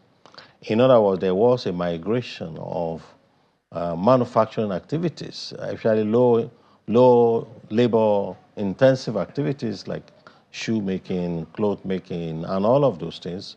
They shifted to lower income countries. They make it more efficiently. And that sort of shock had persisted for a long time. Now, for those advanced countries, it is a natural way of growing because you have to get to a point where income is so high, it's impossible to maintain workers' salary at that level. So manufacturing has to shift to somewhere else where it's low income. But for countries that had not reached so-called middle income, $10,000 per capita, that begin now to see what we call now deindustrialization. How do we measure it? Two things. You mentioned one is the manufacturing contribution to GDP when it begins to fall rather than rise. In fact, the metrics that we use is that a country that is actually industrialized should have a minimum of manufacturing contribution to GDP of 25%. The second measure is that manufacturing employment in GDP should not be less than 22%, 25%. So what you mentioned here about Nigeria having less than, it is at some point we were able to, but it wasn't sustained. It fell back. The challenge, Prof, is things don't just, you don't fall from 30% to less than 9% suddenly. Is it that we didn't know these things, we didn't see the signs or what? I'm asking that because now that the federal government, successive administrations are trying to ensure that we focus aright on industrialization, what's the assurance that we're not going to go back? Is it that we didn't see the signs? No, we, so the fall that we saw in the mid-80s, and you can actually, mark the periodicity. It was the mid-80s when we began to fall down, if I may use that word. We used to have fairly robust industrial sector. You mentioned many of them. I don't want to go into it. Was when we had the so-called structural adjustment program. So you call them structural macroeconomic factors that can actually make you get to this point. It happened not just here, also in Latin America. And there are usually about 3 or 4 different things that mark that. One is the exchange rate system, the trade regime that you have. In those days, we open our doors to all manner because we listen to the advice, the so-called Washington consensus. Okay, just 1 second, Prof. Just to give this information to our viewers on DSTV in particular, that we're transiting to an event as an ARCO Group Youth Empowerment Summit at the banquet hall of the Presidential Villa in Abuja. For those of us who are on DSTV, but other platforms are still very much here. Thank you so much. Go ahead, Prof. Yeah, so those structural macro factors have that power to actually degrade the industrial sector. What we found at that time was very similar to what we're seeing now. The exchange rate regime, the Naira got weakened, you couldn't import intermediate products to manufacture, you couldn't even import some of the, even raw materials. Of course, on the demand side, the spending power of consumers went down. They couldn't purchase what is manufactured. So this industry shut down. The other issues are the infrastructure issues. And I always hate to go there because we never seem to find ourselves a solution. Lack of power, electricity, and all of those things. But they are not new problems. They are not new problems. And we haven't solved them. Perhaps particularly because effort, they will seem like efforts. Yeah. The ECN transited to NEPA, transited to PHCN, and the rest of it. One would have thought that the agenda, the intention, was to make power supply more efficient over time. Yeah. So. Yeah, nobody rewards effort. Ayo. No, you can make all the effort you want, and you go and tell your lecturer that I made a lot of effort to read, but and then you get 2% in the exam. Nobody rewards you. We have not been able to achieve it, and there are several factors. Like I said, the policy space is very important. When we took those advice that we took, other countries resisted and stood their ground. But beyond that also is also the internal management issues. I have been a participant in many of these things, and I saw them firsthand. A lot of people attach so much to the external factors. But I always say we should look ourselves in the mirror. You know, we started a steel plant. I was part of it. That was supposed to cost us $600 million.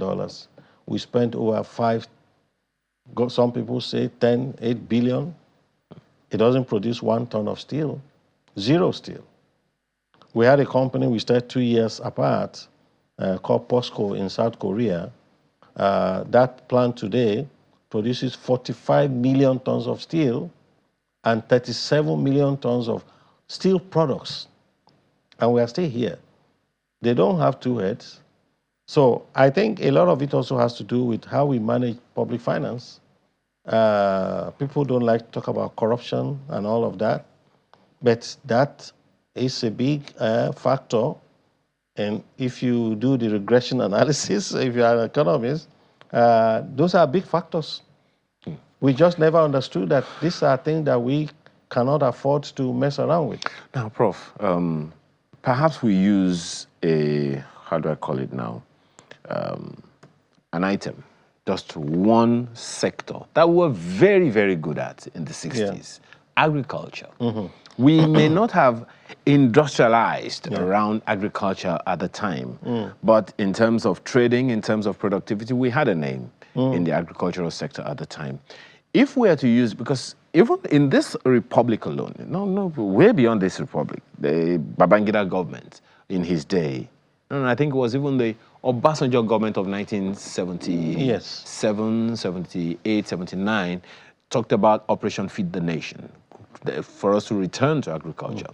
The Second Republic government of Shagari sustained it with the Green Revolution, and it seemed they went under when the Buhari government came into power. But then the Babangida government took it up again with DFRI, Directorate for Food, Roads and Rural Infrastructure, which produced the Better Life program that was all about agriculture and the rest of them, particularly in the hinterlands. That also suffered a lull until the Obasanjo government came back again. And in this republic, it's been up and down, initiative after initiative. Some have seen the light of the day, some have torpedoed. Now it would seem like since like 2014, 2015, we've had some kind of gradual stability of sorts in our attempt to get back into agriculture. Are we doing the right thing in that space? As an example of how industrialization can work. I'm sorry I'm taking so long. The president was speaking in a video. I think he had some guests, I think traditional rulers and so on, and he was saying, look, even if all we take from the agricultural sector is just the hides and skins sector, that there are economies. No, he talked about dairy. The dairy sector. There are countries that survive only on dairy products. So if we are to look at just the agricultural sector, have we started the journey of industrializing? No, I can see that there are big intentions. There are big intentions to do things, particularly in that space.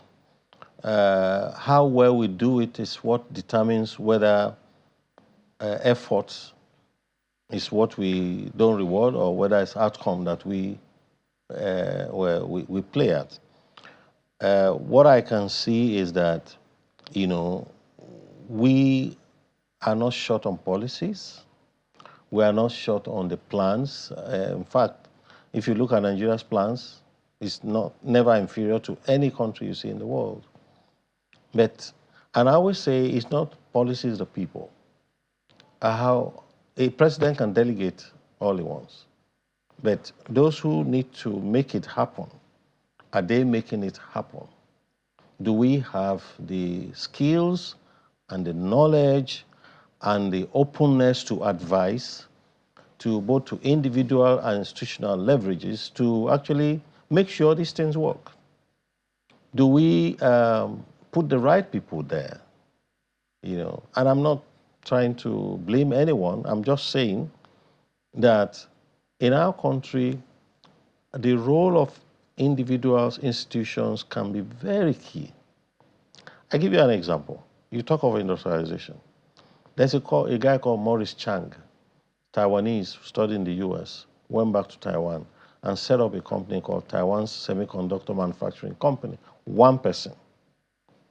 Today, that TSMC net worth is worth almost Nigeria's GDP today, about over 200 billion. Why? Because that individual was seen as the expert in that field and was given the opportunity. The country called him and make sure that he has everything that will make it work. I don't know whether you remember all of these stories in those days. We used to mock the Japanese, and I don't know whether you remember that thing that used to play songs by Sony. Sony, what do you call it again? Small keyboard. Yeah, Akio Morita was the name of the guy. So the role of certain individuals in society can make all the difference. See the way Dangote refinery has emerged. Today, Samsung Electronics contributes 24% of total GDP of South Korea, one company. What am I driving at? We need to recognize the fantastic expertise that Nigeria has, the individuals that they have, but they are not organized. It's not organized to produce for the country. You know, I've been always trying to figure out in my head, you know, people ask you, why you have all of this? Because you're asking me, how come we can't make it work? It's not that we don't have people, but do they have access to do it? This is the problem. Okay, Prof, I want solutions. Yes. I want solutions.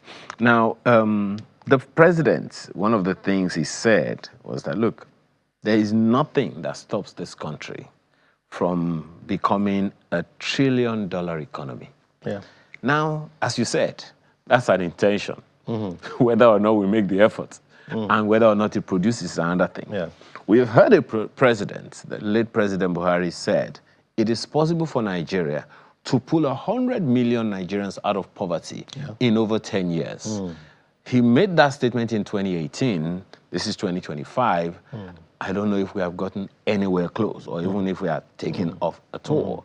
Now, the President Tinubu, has also made this statement.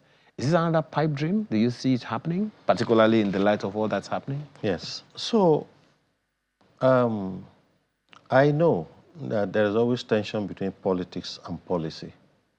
A president may want to do something, but does he have the courage to say, no, this is the guy who should do it? In spite of the people around who say, no, we don't want technocrats, we are the one who did this. But let me go to the issue of the rebase. We just rebased the economy. Nigeria has $243 billion, and we want to move to 1 trillion. Actually, I anticipated you might ask me this question, and last night I was doing the maths. For us to move from, it's guided by what we call the power law. If you want to move from 243 billion, my own calculation shows that Nigeria's economy must grow at least 14.7% if we want to achieve it in 10 years. 14.7%. Currently, we are growing at 3.13%. According to MBS, if we want to achieve that in 15 years, we have to grow at least 9.6%. 9.6%. If we want to achieve that in 20 years, we must grow at least 7.6%.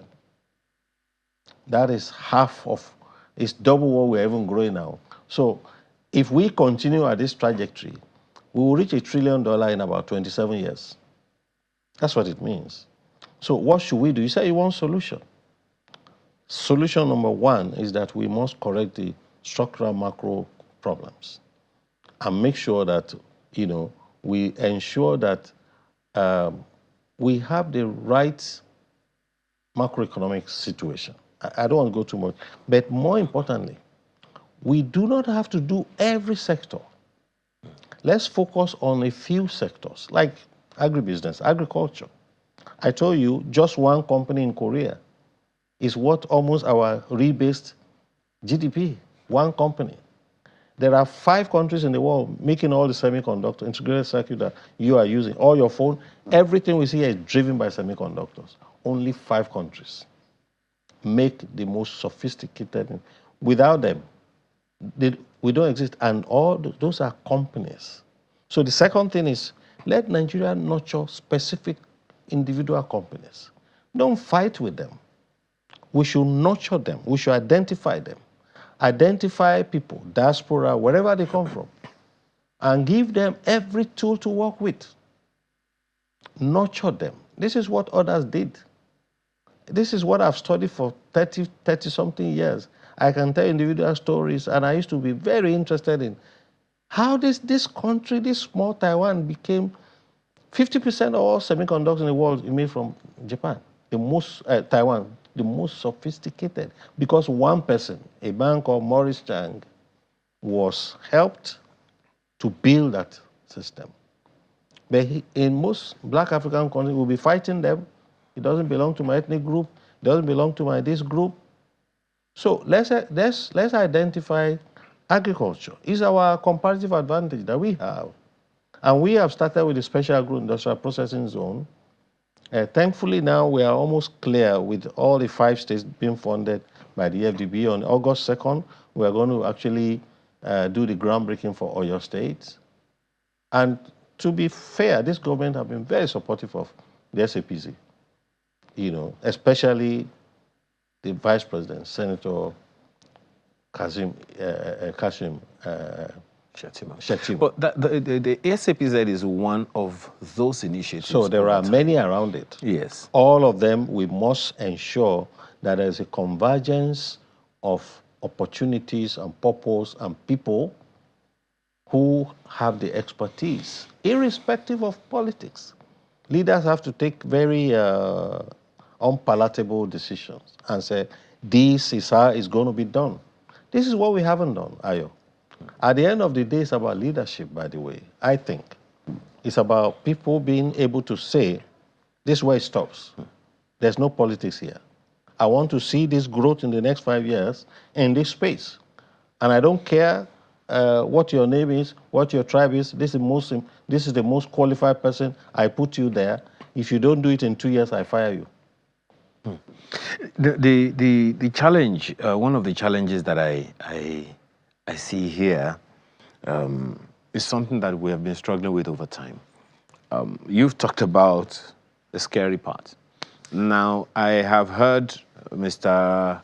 Rewani also say that the federal government intends, I'll go back to your word, for our economy to grow at 15%. Perhaps that is the benchmark that the president was speaking to.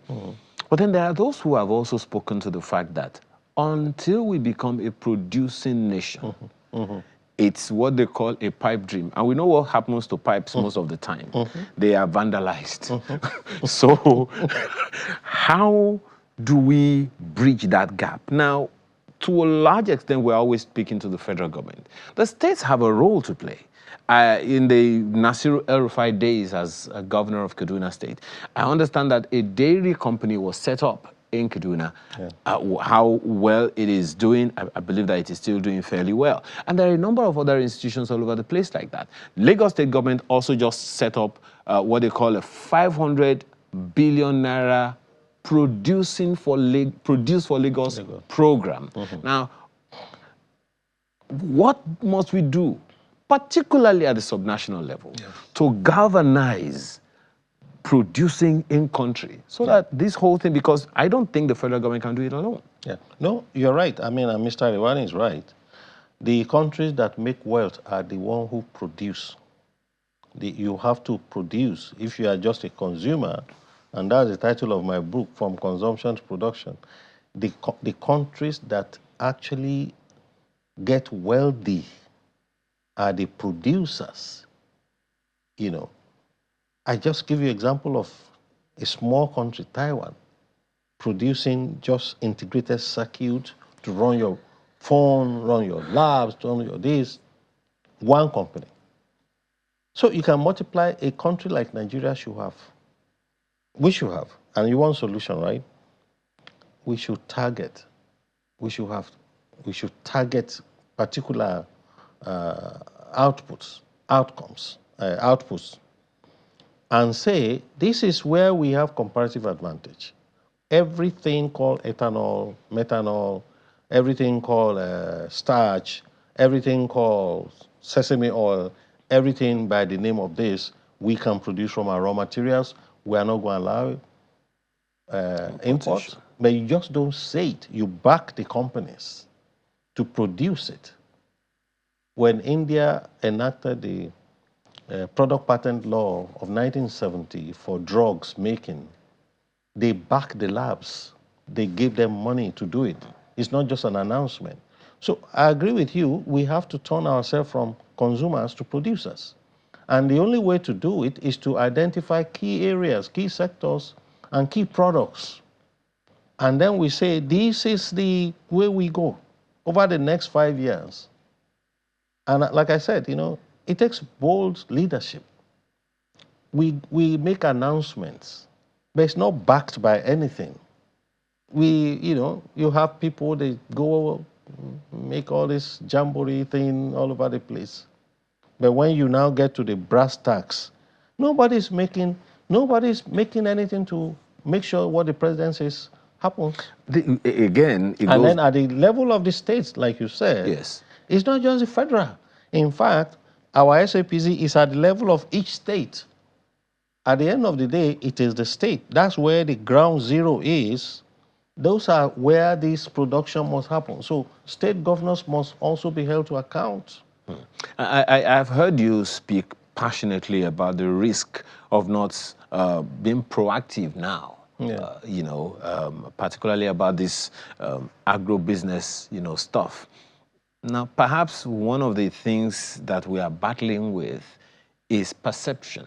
Yeah. When a young 15, 16, 17-year-old hears about agriculture, I don't know if the image in their head is still the hoe and cutlass, the one that they used when they were in secondary school, or they are in secondary school. Now, there are some 20-something-year-olds that all we can do is attempt to market agriculture or agribusiness to them. Yeah. The understanding of, or rather the perception, I'm not sure it has actually quite changed from the old image of agriculture to the new one. So sticking with this comparative advantage that we have, that has worked before, what do we need to do? I said that against the backdrop of something that you're aware of.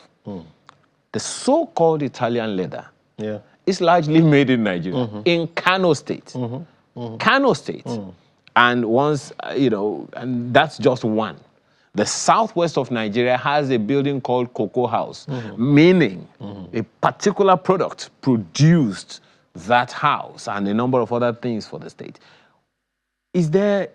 What are the states lacking in terms of looking at production in the perspective that they should?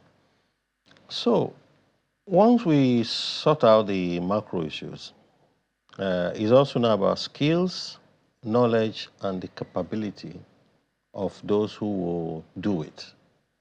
And that's where I talked about ruthlessness of leadership. A leadership, if it's a state governor, you must say, it cannot be just about my brother or my nepotism and cronism. It's a pervasive thing in all of Africa. It's not just here. You must find the right person to do it. If you don't find the right person to do it, you are just making an announcement. So if you say, we in Oyo State, or Ogun State, wherever, Southwest, like you mentioned, we want to make sure that we are the leading cassava zone in the world. We just don't grow it, we turn it to the best and the most high-value products. You go look for the experts and say, these are the experts. This is the person that will head it up. Not you make an announcement, then you go, you want to build Hilton and you go and put a shoemaker. So this is, look, this is an issue that we have to admit to ourselves. So now you said something the other time, and I think, from your experience, you might be able to help with perspectives. You said there is always that strain between politics and policy. Yeah. There has to be a balance. Yeah. Because without that, again, the pipe dream. It's pipe dream. It's pipe dream. Yes, there has to be a trade-off. So what do we... It has to be a leadership trade-off. Leadership must say, look, I know that,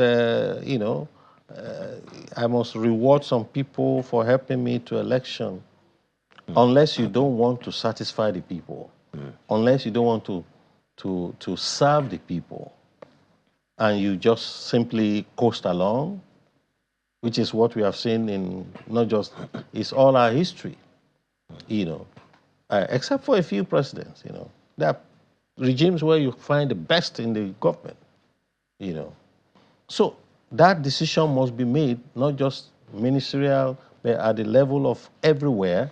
And you will say, it's about merit. We want merit. We will reward people, but we have to have merit. This country has not grown because there's no meritocracy in appointments for the most part. There's difference between nepotism and cronism.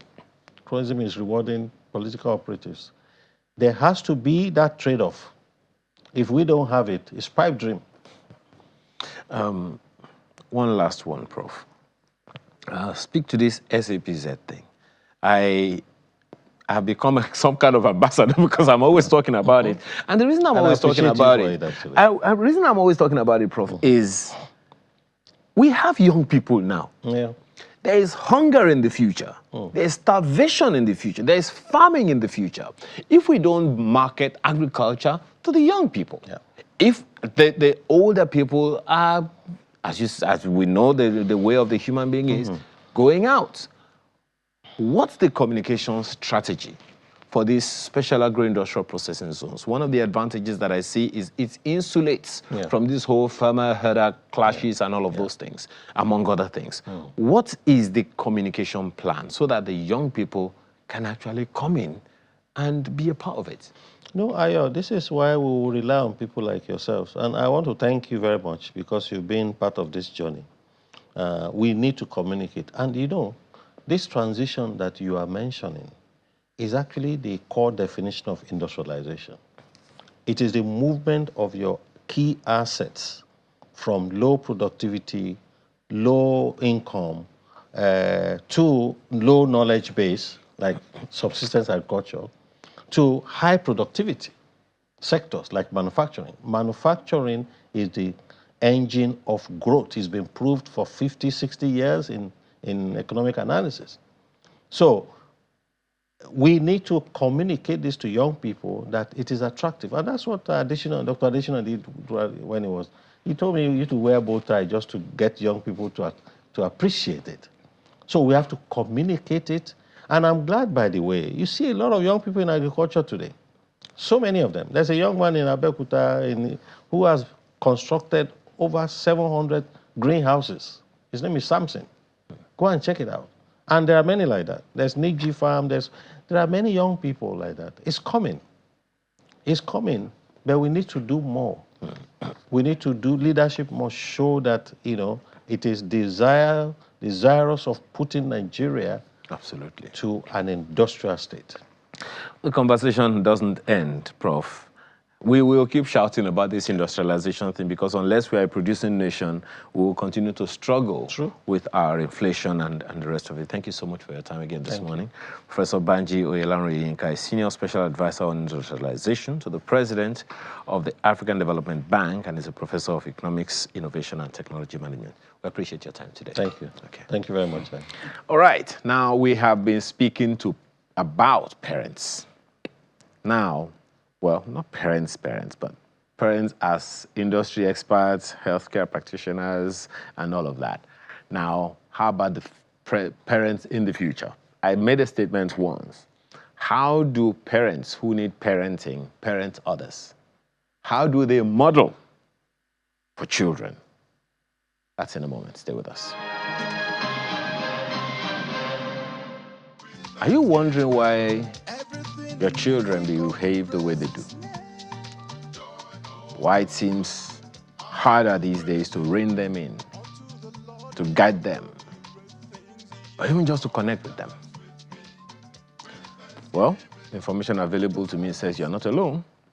Many parents are asking the same questions, sometimes in frustration, sometimes in quiet tears. Now, the truth is, children are not just reacting to the world around them. They are reflecting the world within their homes.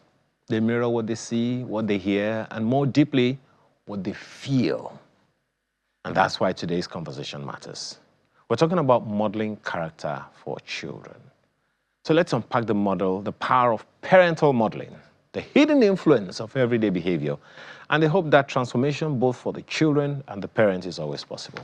Joining us this morning is Mrs. Motolani Falabi, who is a clarity coach. Thank you so much for joining us this morning. Thank you for having me. I usually like to start by asking, how bad is it? I'm sorry. The reason I'm asking is, I asked that question that I asked Dr. Nike Adeyemi at ELC of, I think, last year or the year before. How do parents who need parenting parent others? So if these parents are modeling a particular way of life to their children, is it any surprise that we're getting the kind of reactions that we're getting from them? You already answered it. There's no surprise. Garbage in, garbage out. What you model is what you see around. So I'm surprised to myself when I hear parents say, oh, I don't know how this child picked up this behavior, and I'm wondering, I can see the behavior you're complaining about your child right in you already. But you know, oftentimes parents don't look at themselves first. They're most times just pointing fingers. Oh, my child is doing this, my child is doing that. A typical example, I remember myself growing up, and my mother would always wonder why I'm always fighting. You know, any small, whatever is not going my way, I'm ready to fight. I mean, physical fight. And so one of these days, I was in a class. Of course, that's where reparenting yourself, learning comes in, where you know that I didn't have it the best way growing up, understanding that there are certain behaviors that you also had picked up that you need to work on, and then relearning. And that was what I was doing. And then I realized that I was modeled into behaving that way. Somebody modeled the behavior to me, not because I see my father or my mother fighting anywhere on the street. However, by the time I was fact-finding to find out from my mom what happened, she said, growing up as a baby, maybe like 2 or so, I'm playing with my mates and someone hits me and I cry home. And she's wondering, I don't want to give birth to Momo baby. When they beat you, you go back and hit your own back. Now, she means well. She said she was worried. She felt like those kids out there were going to bully me, and she would not always be there to protect me. However, she wanted me to be able to stand for myself and defend myself. But while she was doing that, she had also taught me that the only way to solve something that is not going my way is to go physical. So they hit me out. I come home, she hits me and tell me, go back, go and beat your own back. To say, you can't always cry home to me. I need you to be able to defend yourself. Now, she's done that a couple of times, so much that before you hit me, I'm forced to attack. You do something, I'm hitting you back. Now, what I have learned, and I'm telling you as young as 2 years old, so that parents are aware that some of the behaviors that you see in your kids, you want to look back. What are the things that you said to them? What are the things that you've done that you're not even aware of, that has unconsciously modeled the behavior that you're seeing in your kids? Because she wouldn't have thought, okay, me sending you back to defend yourself, I didn't say, you don't know what the end result of that behavior would be, but this is me who, I'm ready to fight anybody. So these are subtle ways where kids pick up behavior from their parents, even without the parents knowing about it. Now, this thing that you have said now, citing the example of your parents, there are many parents who did it and probably still doing it. That is the truth. Mm-hmm. So what does a parent now do if they realize that somehow or the other they have been passing on negative behaviors to their children? We've had similar cases where parents will say, that's not what I meant. Oh, yes, I asked you to do this. So I remember a parent saying, I had taught my kids about sexuality education, and I've told them that it's boy girl, not boy boy, not girl girl. And and I've also told them that when someone tries to touch your private parts, always run away, report to trusted adults, and all of those sexuality education. And she said, I had a case where another boy was trying to touch his private parts. Now, I at no point said if somebody is trying to fight, but this boy just felt, no, this must be a predator. They were classmates. Why would you try to touch my private parts and hit the boy? Now, hitting the boy, of course, school would call, what's happening, and blah, blah, blah. And the boy says, no, my mommy says that, that's not what I said. The mother had to start reparenting to say, no, that's not what I meant. I meant report. I meant let there be trusted adults. But the boy just felt, but this particular one, I didn't have to. I can handle this. This is my mate. So if you have discovered that there is something that you're trying to model to your kids and it looks like they might have misinterpreted the learnings that you want them to learn, you want to sit with them again and ask what they understood by what you have just communicated to them. So you are that way you have an idea of how they think or how they received what you've passed on to them. So you are talking about what you call the reparenting model now. How does that begin? It's to say, where am I? Identify where you are right now. That's the parents? Yes. Okay. Where am I right now? What am I doing right? What am I doing wrong? What are the behaviors that I've seen in my kids that I'm not proud of? What are the things that I am also struggling with? It's important that we're able to identify where we are at the moment and say, then what do I want? What kind of citizens do I want to push out to the society? Meaning, what kind of kids do I want to raise? What kind of parent do I also want to become myself? Look at where you are, look at where you want to be, and then what is missing in between? Is it that I scream at every situation, because it's something that I hear with a lot of kids to say, my mom or my parents scream at the smallest things that they don't think is big deal. But of course, it comes to the emotional intelligence of the parents sometimes. They're probably stressed. They also have not learned to manage their emotions when things are not being done how they want it done, so they're reacting. So what you need to do is, where am I right now? Where am I struggling? Is it that, I don't know how to react or respond when things are not going my way with my kids? Is it that I see certain behaviors in my children and I start agitating? So identify where you are.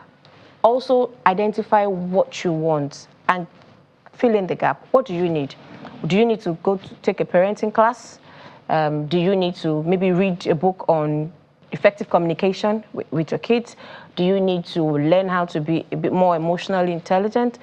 Do you want to figure out other disciplinary measures that you could use on your kids instead of what you currently use? So it's just you discovering where you're at, where you're going, and what the bridging, the gap should be. That raises another question, because I read a piece that says that a whole load of parents grew up with trauma. And they were traumatized at birth. And they would say something like, I turned out fine, didn't I? And then they now use the same parenting model that today's generation sees as inadequate, but they use the same on their kids. I don't think we have the culture in our part of the world of parents saying, I need to go to a parenting school. So how do we bridge that gap? But we're already seeing the consequence of not wanting to learn how to parent properly. So you have, let's even talk about the parents right now, the millennials, people, the young ones who are beginning to start their own family. Look at how you were parented. Would you have wanted your parents to do things differently? What pain are you taking around? And are you even inflicting on others unconsciously because of the pain that you had gone through? So for someone who had been taught to say, no, you have to fight for yourself, this person is likely one who wants to say, you know what, do me, I do you.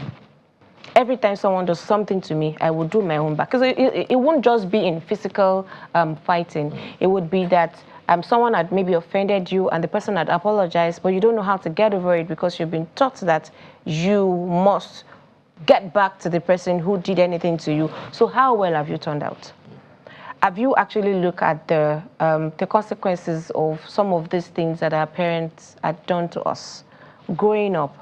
You know, I had interfaced with a child who the parents, you know, when there are issues at home, they will usually, you know, turn into a fight. Some form of physical abuse was going on at home.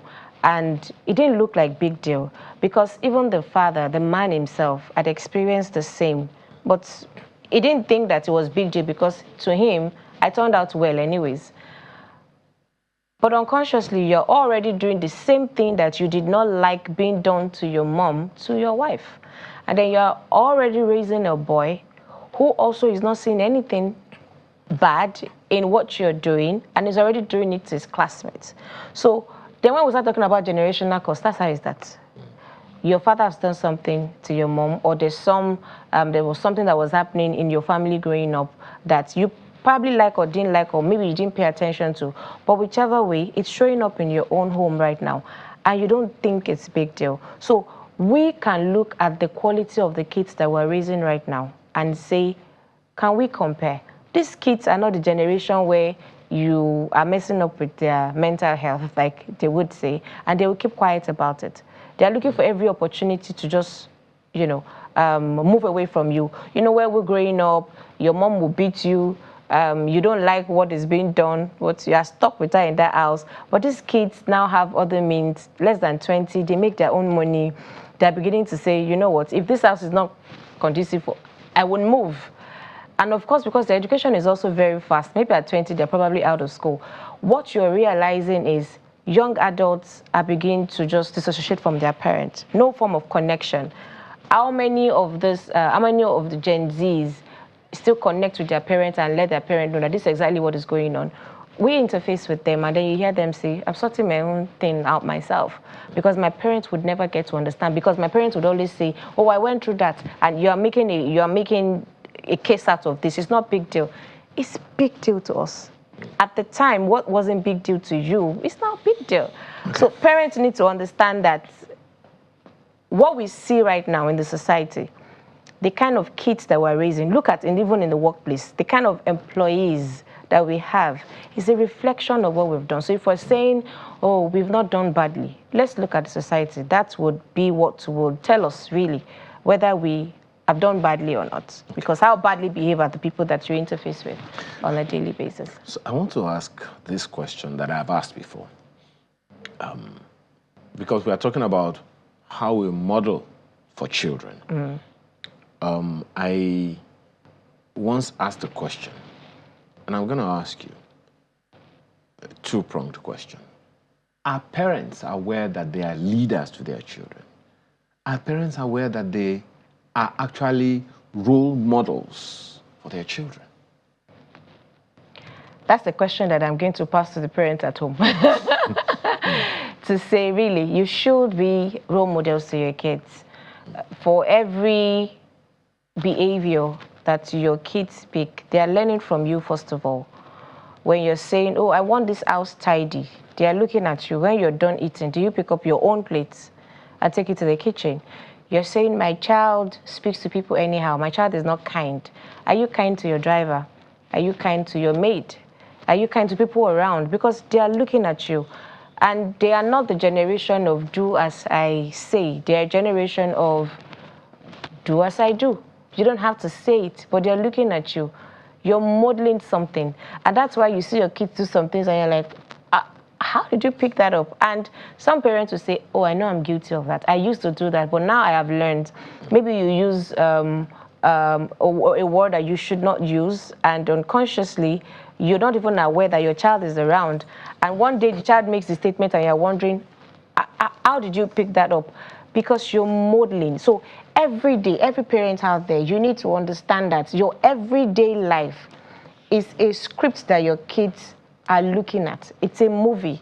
They are looking at how you relate with your partner in communication. How do you resolve conflict? Does daddy and mommy shout when they're trying to resolve conflict? When things are not going daddy and mommy way, how is it resolved? How kind is daddy and mommy to people around? Do they gossip about other people? Are they people who are hard workers, who are diligent, who are this? They are looking at all of this. So you complain about they're always on their gadgets, but you are also always on your gadgets. With no explanation, you can say, oh, but I'm working. Okay, as far as they are concerned, whatever it is they're doing on their phone, on their gadgets, is also very important. But if there is no moderation to this thing, if you are not being careful or knowing that I have people that I am leading, whether you are aware of it or not, you are leading these other people in that house. Okay.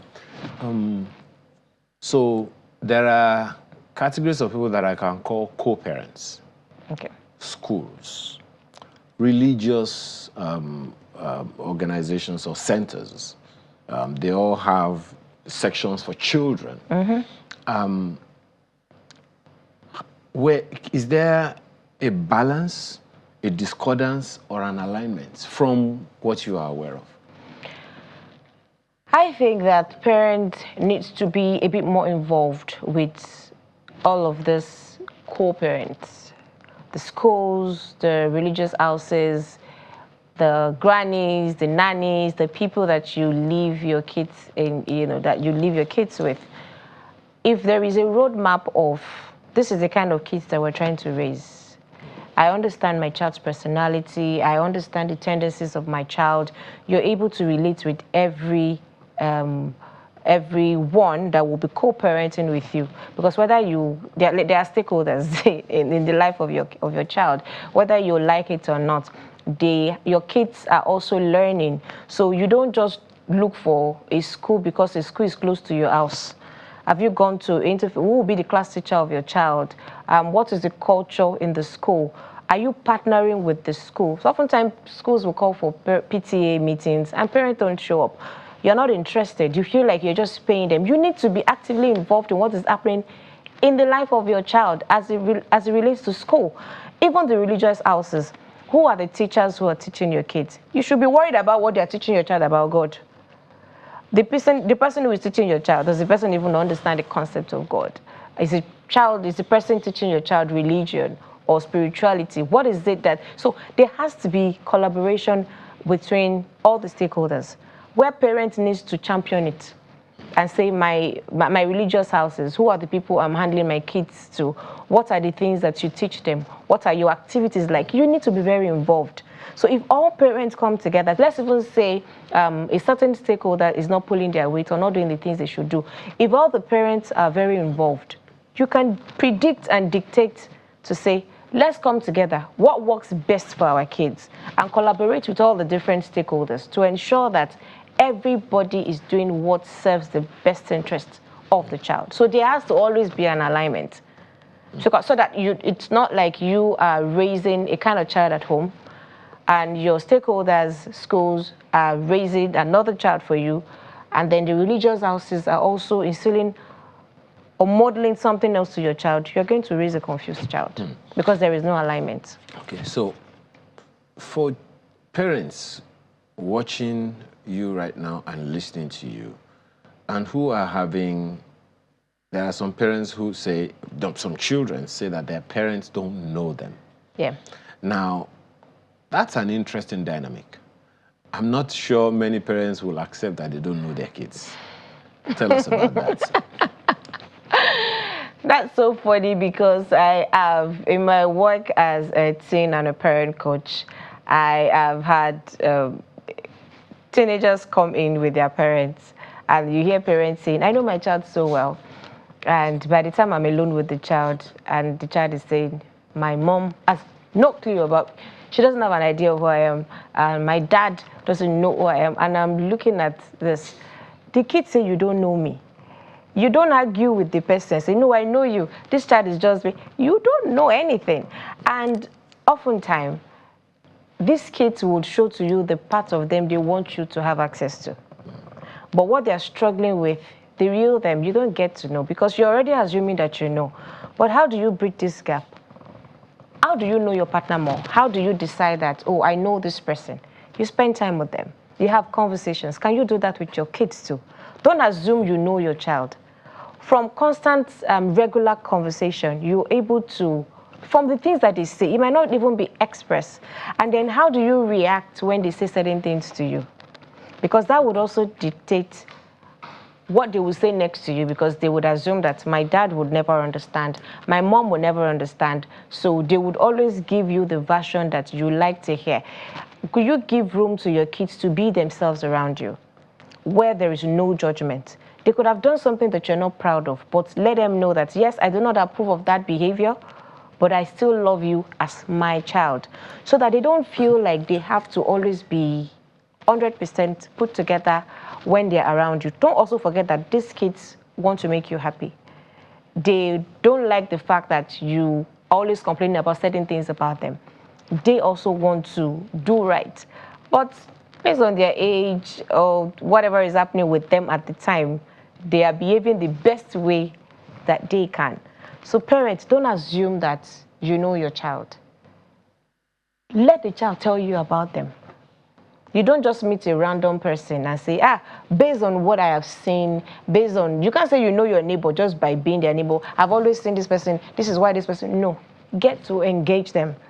And the best way for you to know them is by engagement. But if you don't, I'm very busy, you could have date time, you could have a walk time. Maybe myself and my daughter, we're going out for a walk, we're going out for a date, or we're trying to try out a new meal. Find that time where you're able to really connect, because a lot of the times the parents think they know, but they don't. Now, one last thing that I want to ask you, so that the viewer knows, and then they know their own responsibilities as well, including those who will see this conversation later. What are the risks we run currently if parents don't model, and I'm putting the responsibility on the parents now. Mm-hmm. Yes, I know that there is a place for the young adults to reborn themselves, if there is anything like that, to re-educate themselves over time. But what are the risks we run as a people, as a nation, if we do not lay the right foundation for these children? And at whatever age, toddler, adolescent, teenage, and even young adults. I think that we are already seeing the consequences of not modeling what is right in the quality of the people that we have right now. So you see the older generation saying, these kids are very disrespectful. This younger generation, they're not resilient. We have modeled something. So when people complain about certain things, I'm wondering, these kids, they didn't drop from heaven. They grew up in a particular home. And there's a statement that I usually would say that we all need to go back to community parenting, where you're collaborating with other parents to ensure that we're modeling, because some parents sincerely do not know how best, they don't know how to. So if you know, collaborate with other parents. If you can hold mini sessions, just conversations, your friends, what are you struggling with? Can we learn together? Because for every bad behavior we allow to go, it's waiting for us. And that's why in the workplace, I consult for organizations, and then you hear them say, this Gen Z, they're the one who are stressed. Yes, they're very intelligent. Yes, they're very smart, but their attitude to work, you could already see the consequences of not modeling what is right to our kids. And so if we look at what we're experiencing right now, compared to what it was about, say, 10, 20 years back. Now, let's move it forward. In another 10, 20 years, if we do nothing, what kind of citizens would we have? Citizens who are ready to drag someone who is old enough to be their grandfather online with no courtesy of, I don't care. He spoke to me anyhow. I dare not say, somebody, you know how adults will say some things to you that you're not comfortable with, but you dare not even look in their face and say, I don't like what you have done. But this one will look at you straight in the eye and tell you, don't do that again. Okay. So we already are seeing the consequences. So the question is, multiply it. If nothing is done, in another 10, 20 years, what kind of kids do you think we'll raise if we're not modeling what is right? And again, what kind of senators and governors and all of that we're going to have? Would we have? questions. Thank you so much for your time this morning. Thank Motolani you. Falabi is a teen and parenting coach. We appreciate your time again today. Thank you so much. When we return, it's our homecoming. What's that word that she uses again? Home stretch. That's in a moment. Just stay with us. Well, thank you so much for staying with us. Our home stretch is with a voice that carries heritage, passion, and pure gospel fire. Everyone calls him PSA Omoba. Please welcome with me, Prince Segun Adebayo. Thanks for joining us this morning. Nice to see you again. Yeah, good to see you again. Well, he's a royal son from Ilesha in Osun State. And he's not just a singer, he's a musical storyteller. He's a worship leader with a deep, well of sound that draws from both tradition and truth. And there's something strange that I saw about this guy. He could undulate from Akbala to highlife to Afrobeat to jazz without respect, if I can use that term, to Fuji, to all kinds of things. Thank you so much for joining us this morning. Thank you. It's good to have you in town. Yeah, this is me. Okay. This is home. Yeah, how's it been? Yeah, we thank God. God has been so wonderful. One of the questions a number of people that would want to ask you is, how is Nigerian music generally received in Europe, where you're based? Yeah, I think African music is really doing well, especially Nigerian music. More this Afro beats, Afro beats. Pop now is really taking over all over the world. Really? Yeah, the likes of Davido, Wizkid, Burna Boy, they're really doing well, to be honest. You know, I don't go to pubs, I don't go to clubs, but at least I've heard that most of the pubs and clubs now, if they didn't play Afrobeat, then they've not even played any music. Interesting. So they're really doing well. So Afrobeat is doing well, especially Nigerian music. To be honest, in Africa now, Nigerian music is really doing well. The Afrobeat is doing well. That's even all over the world, so they're doing well. Interesting. Would you say that we now have a challenge or a responsibility of sustaining this success? That is it. Because even I noticed that some of them are deviating gradually. Because I wish they could have just stayed on that line. But most of them are trying to going a little bit more Western, which I don't think is encouraged. So just keep that line as the Afrobeat has to be what, because that is their identity. But I was told that probably maybe they want to sign them, the Oyibos want to sign them, and they still want to, Oyibos are good on that, the white people, they still want you to put their ideas, but they should have just stick on their own identity. So that was what really attracted them to, in the first place. To just keep that identity. Well, doesn't that also raise the challenge of a national ethos in that line? That because what that suggests then is probably we don't have a national agenda, so to speak, in sustaining that musical Nigeria, identity. Yes, Nigeria, exactly. Yes. So what do you think there's anything that needs to be done in that regard? Yeah, I think even the government needs to come in to really help. That should be like a ministry that has to do with that. We do entertainment especially, both music and movie, because they love our movie as well. But music in particular, there should be a ministry. Like in America, music really, they are really making money, the government is making money from entertainment. So why can't Nigeria just imbibe that? The government will make their money, and they should help them. Maybe probably it should be something like a festival every year, for Afro music or Nigerian music.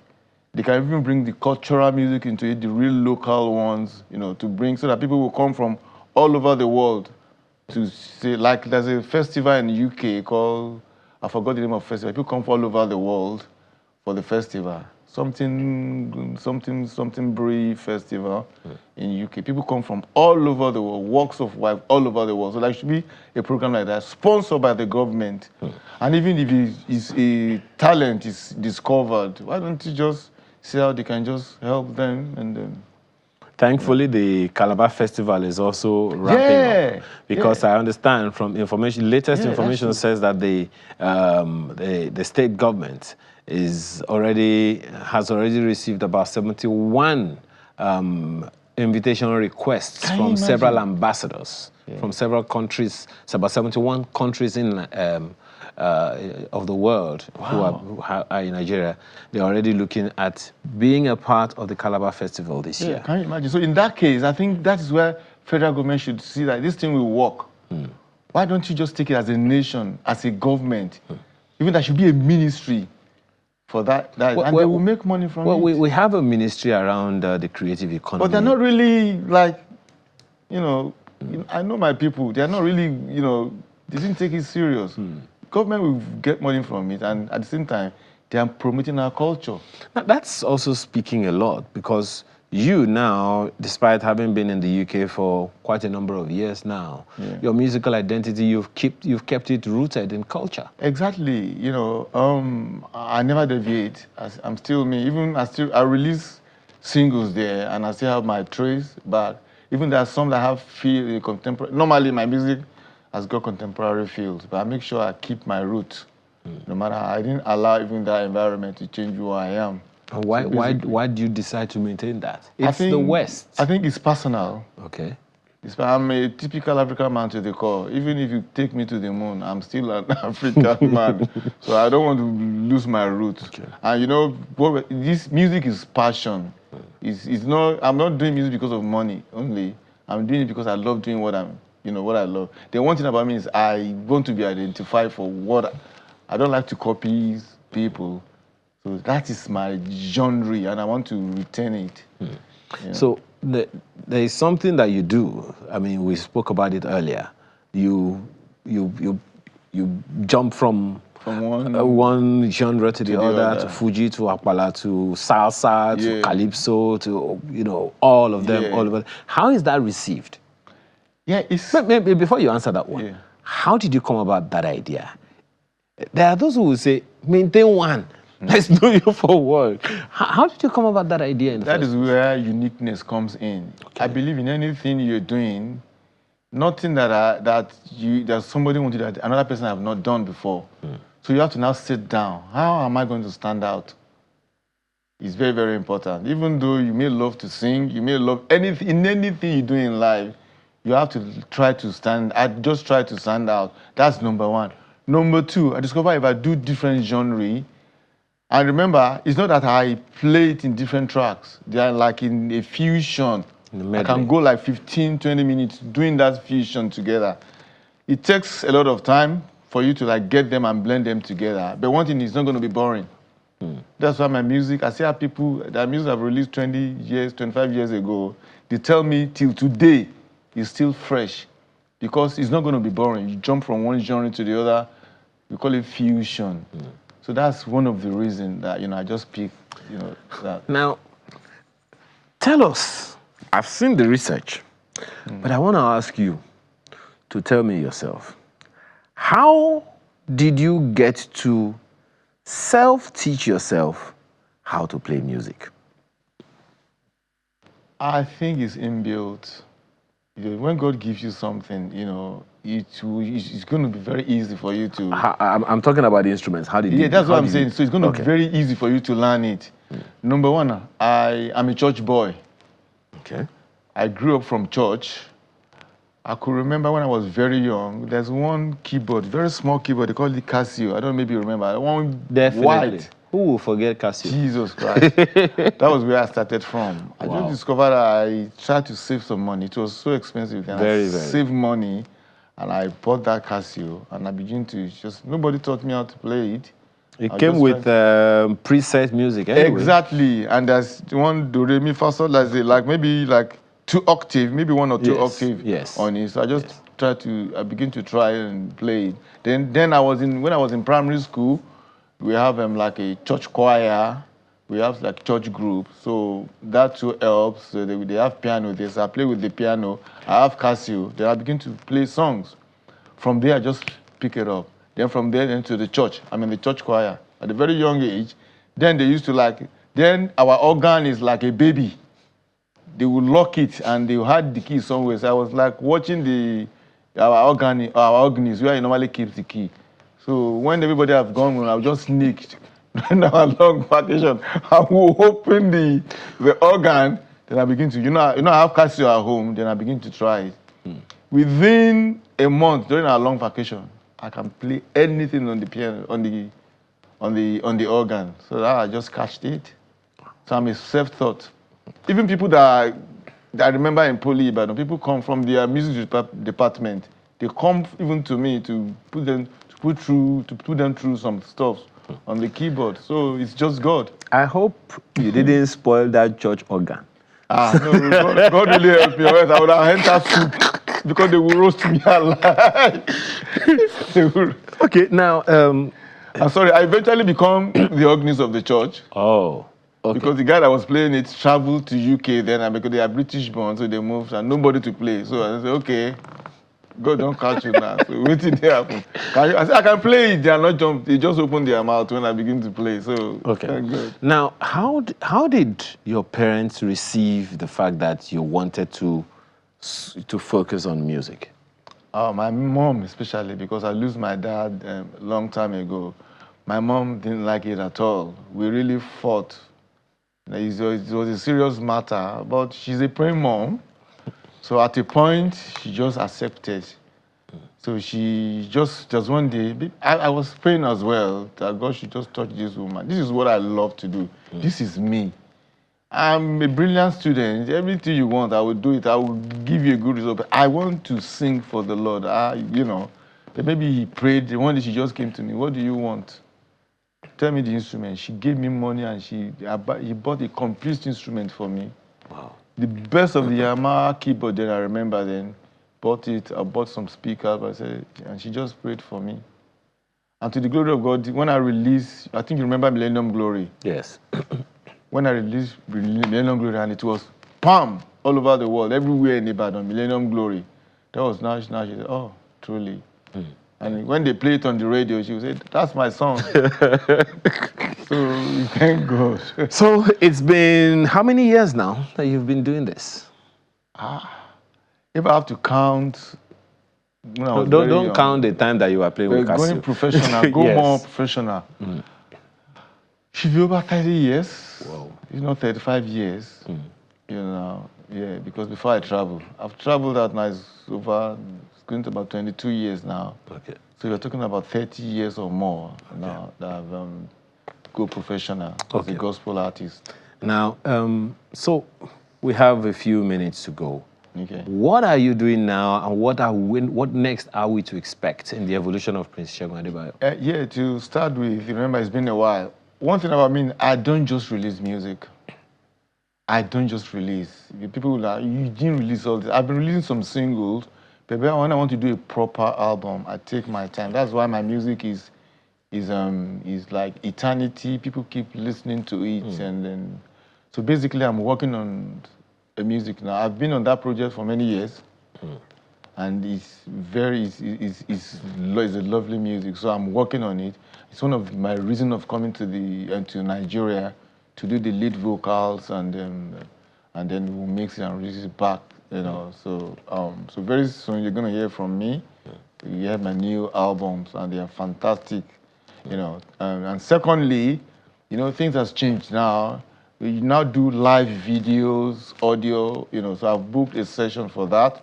So by the grace of God, next week in one of the big studios in Lagos, I'm going to have a recording. That one's going to be out soon. But very soon I'm going to release that full album, and then I'll do the video as well.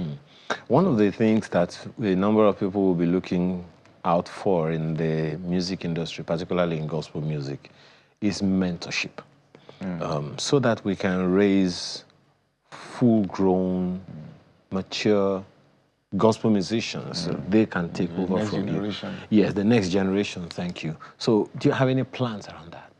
Yeah. Already I have, artists that I'm mentoring. Okay. Some came to me. Thank God for online. There are people that messaged me through online. They saw me, and I have many of them that said, through my music, that my music mentored them to be a musician, and they're doing well in Nigeria now. And that really, even if that's only achievement, I mean, I think I'm happy. So I have many artists that I'm mentoring.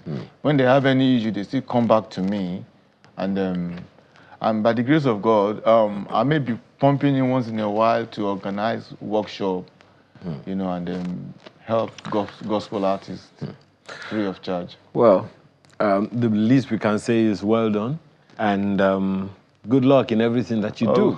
Amen. Thank you so much. Yes, thank you so much for your time this morning. You, Prince Segun Adebayo, a distinguished Nigerian gospel musician, thank you. Known for his rich, culturally infused praise style. Appreciate your time again this morning. Thank you very much, sir. And that is Sunrise this morning.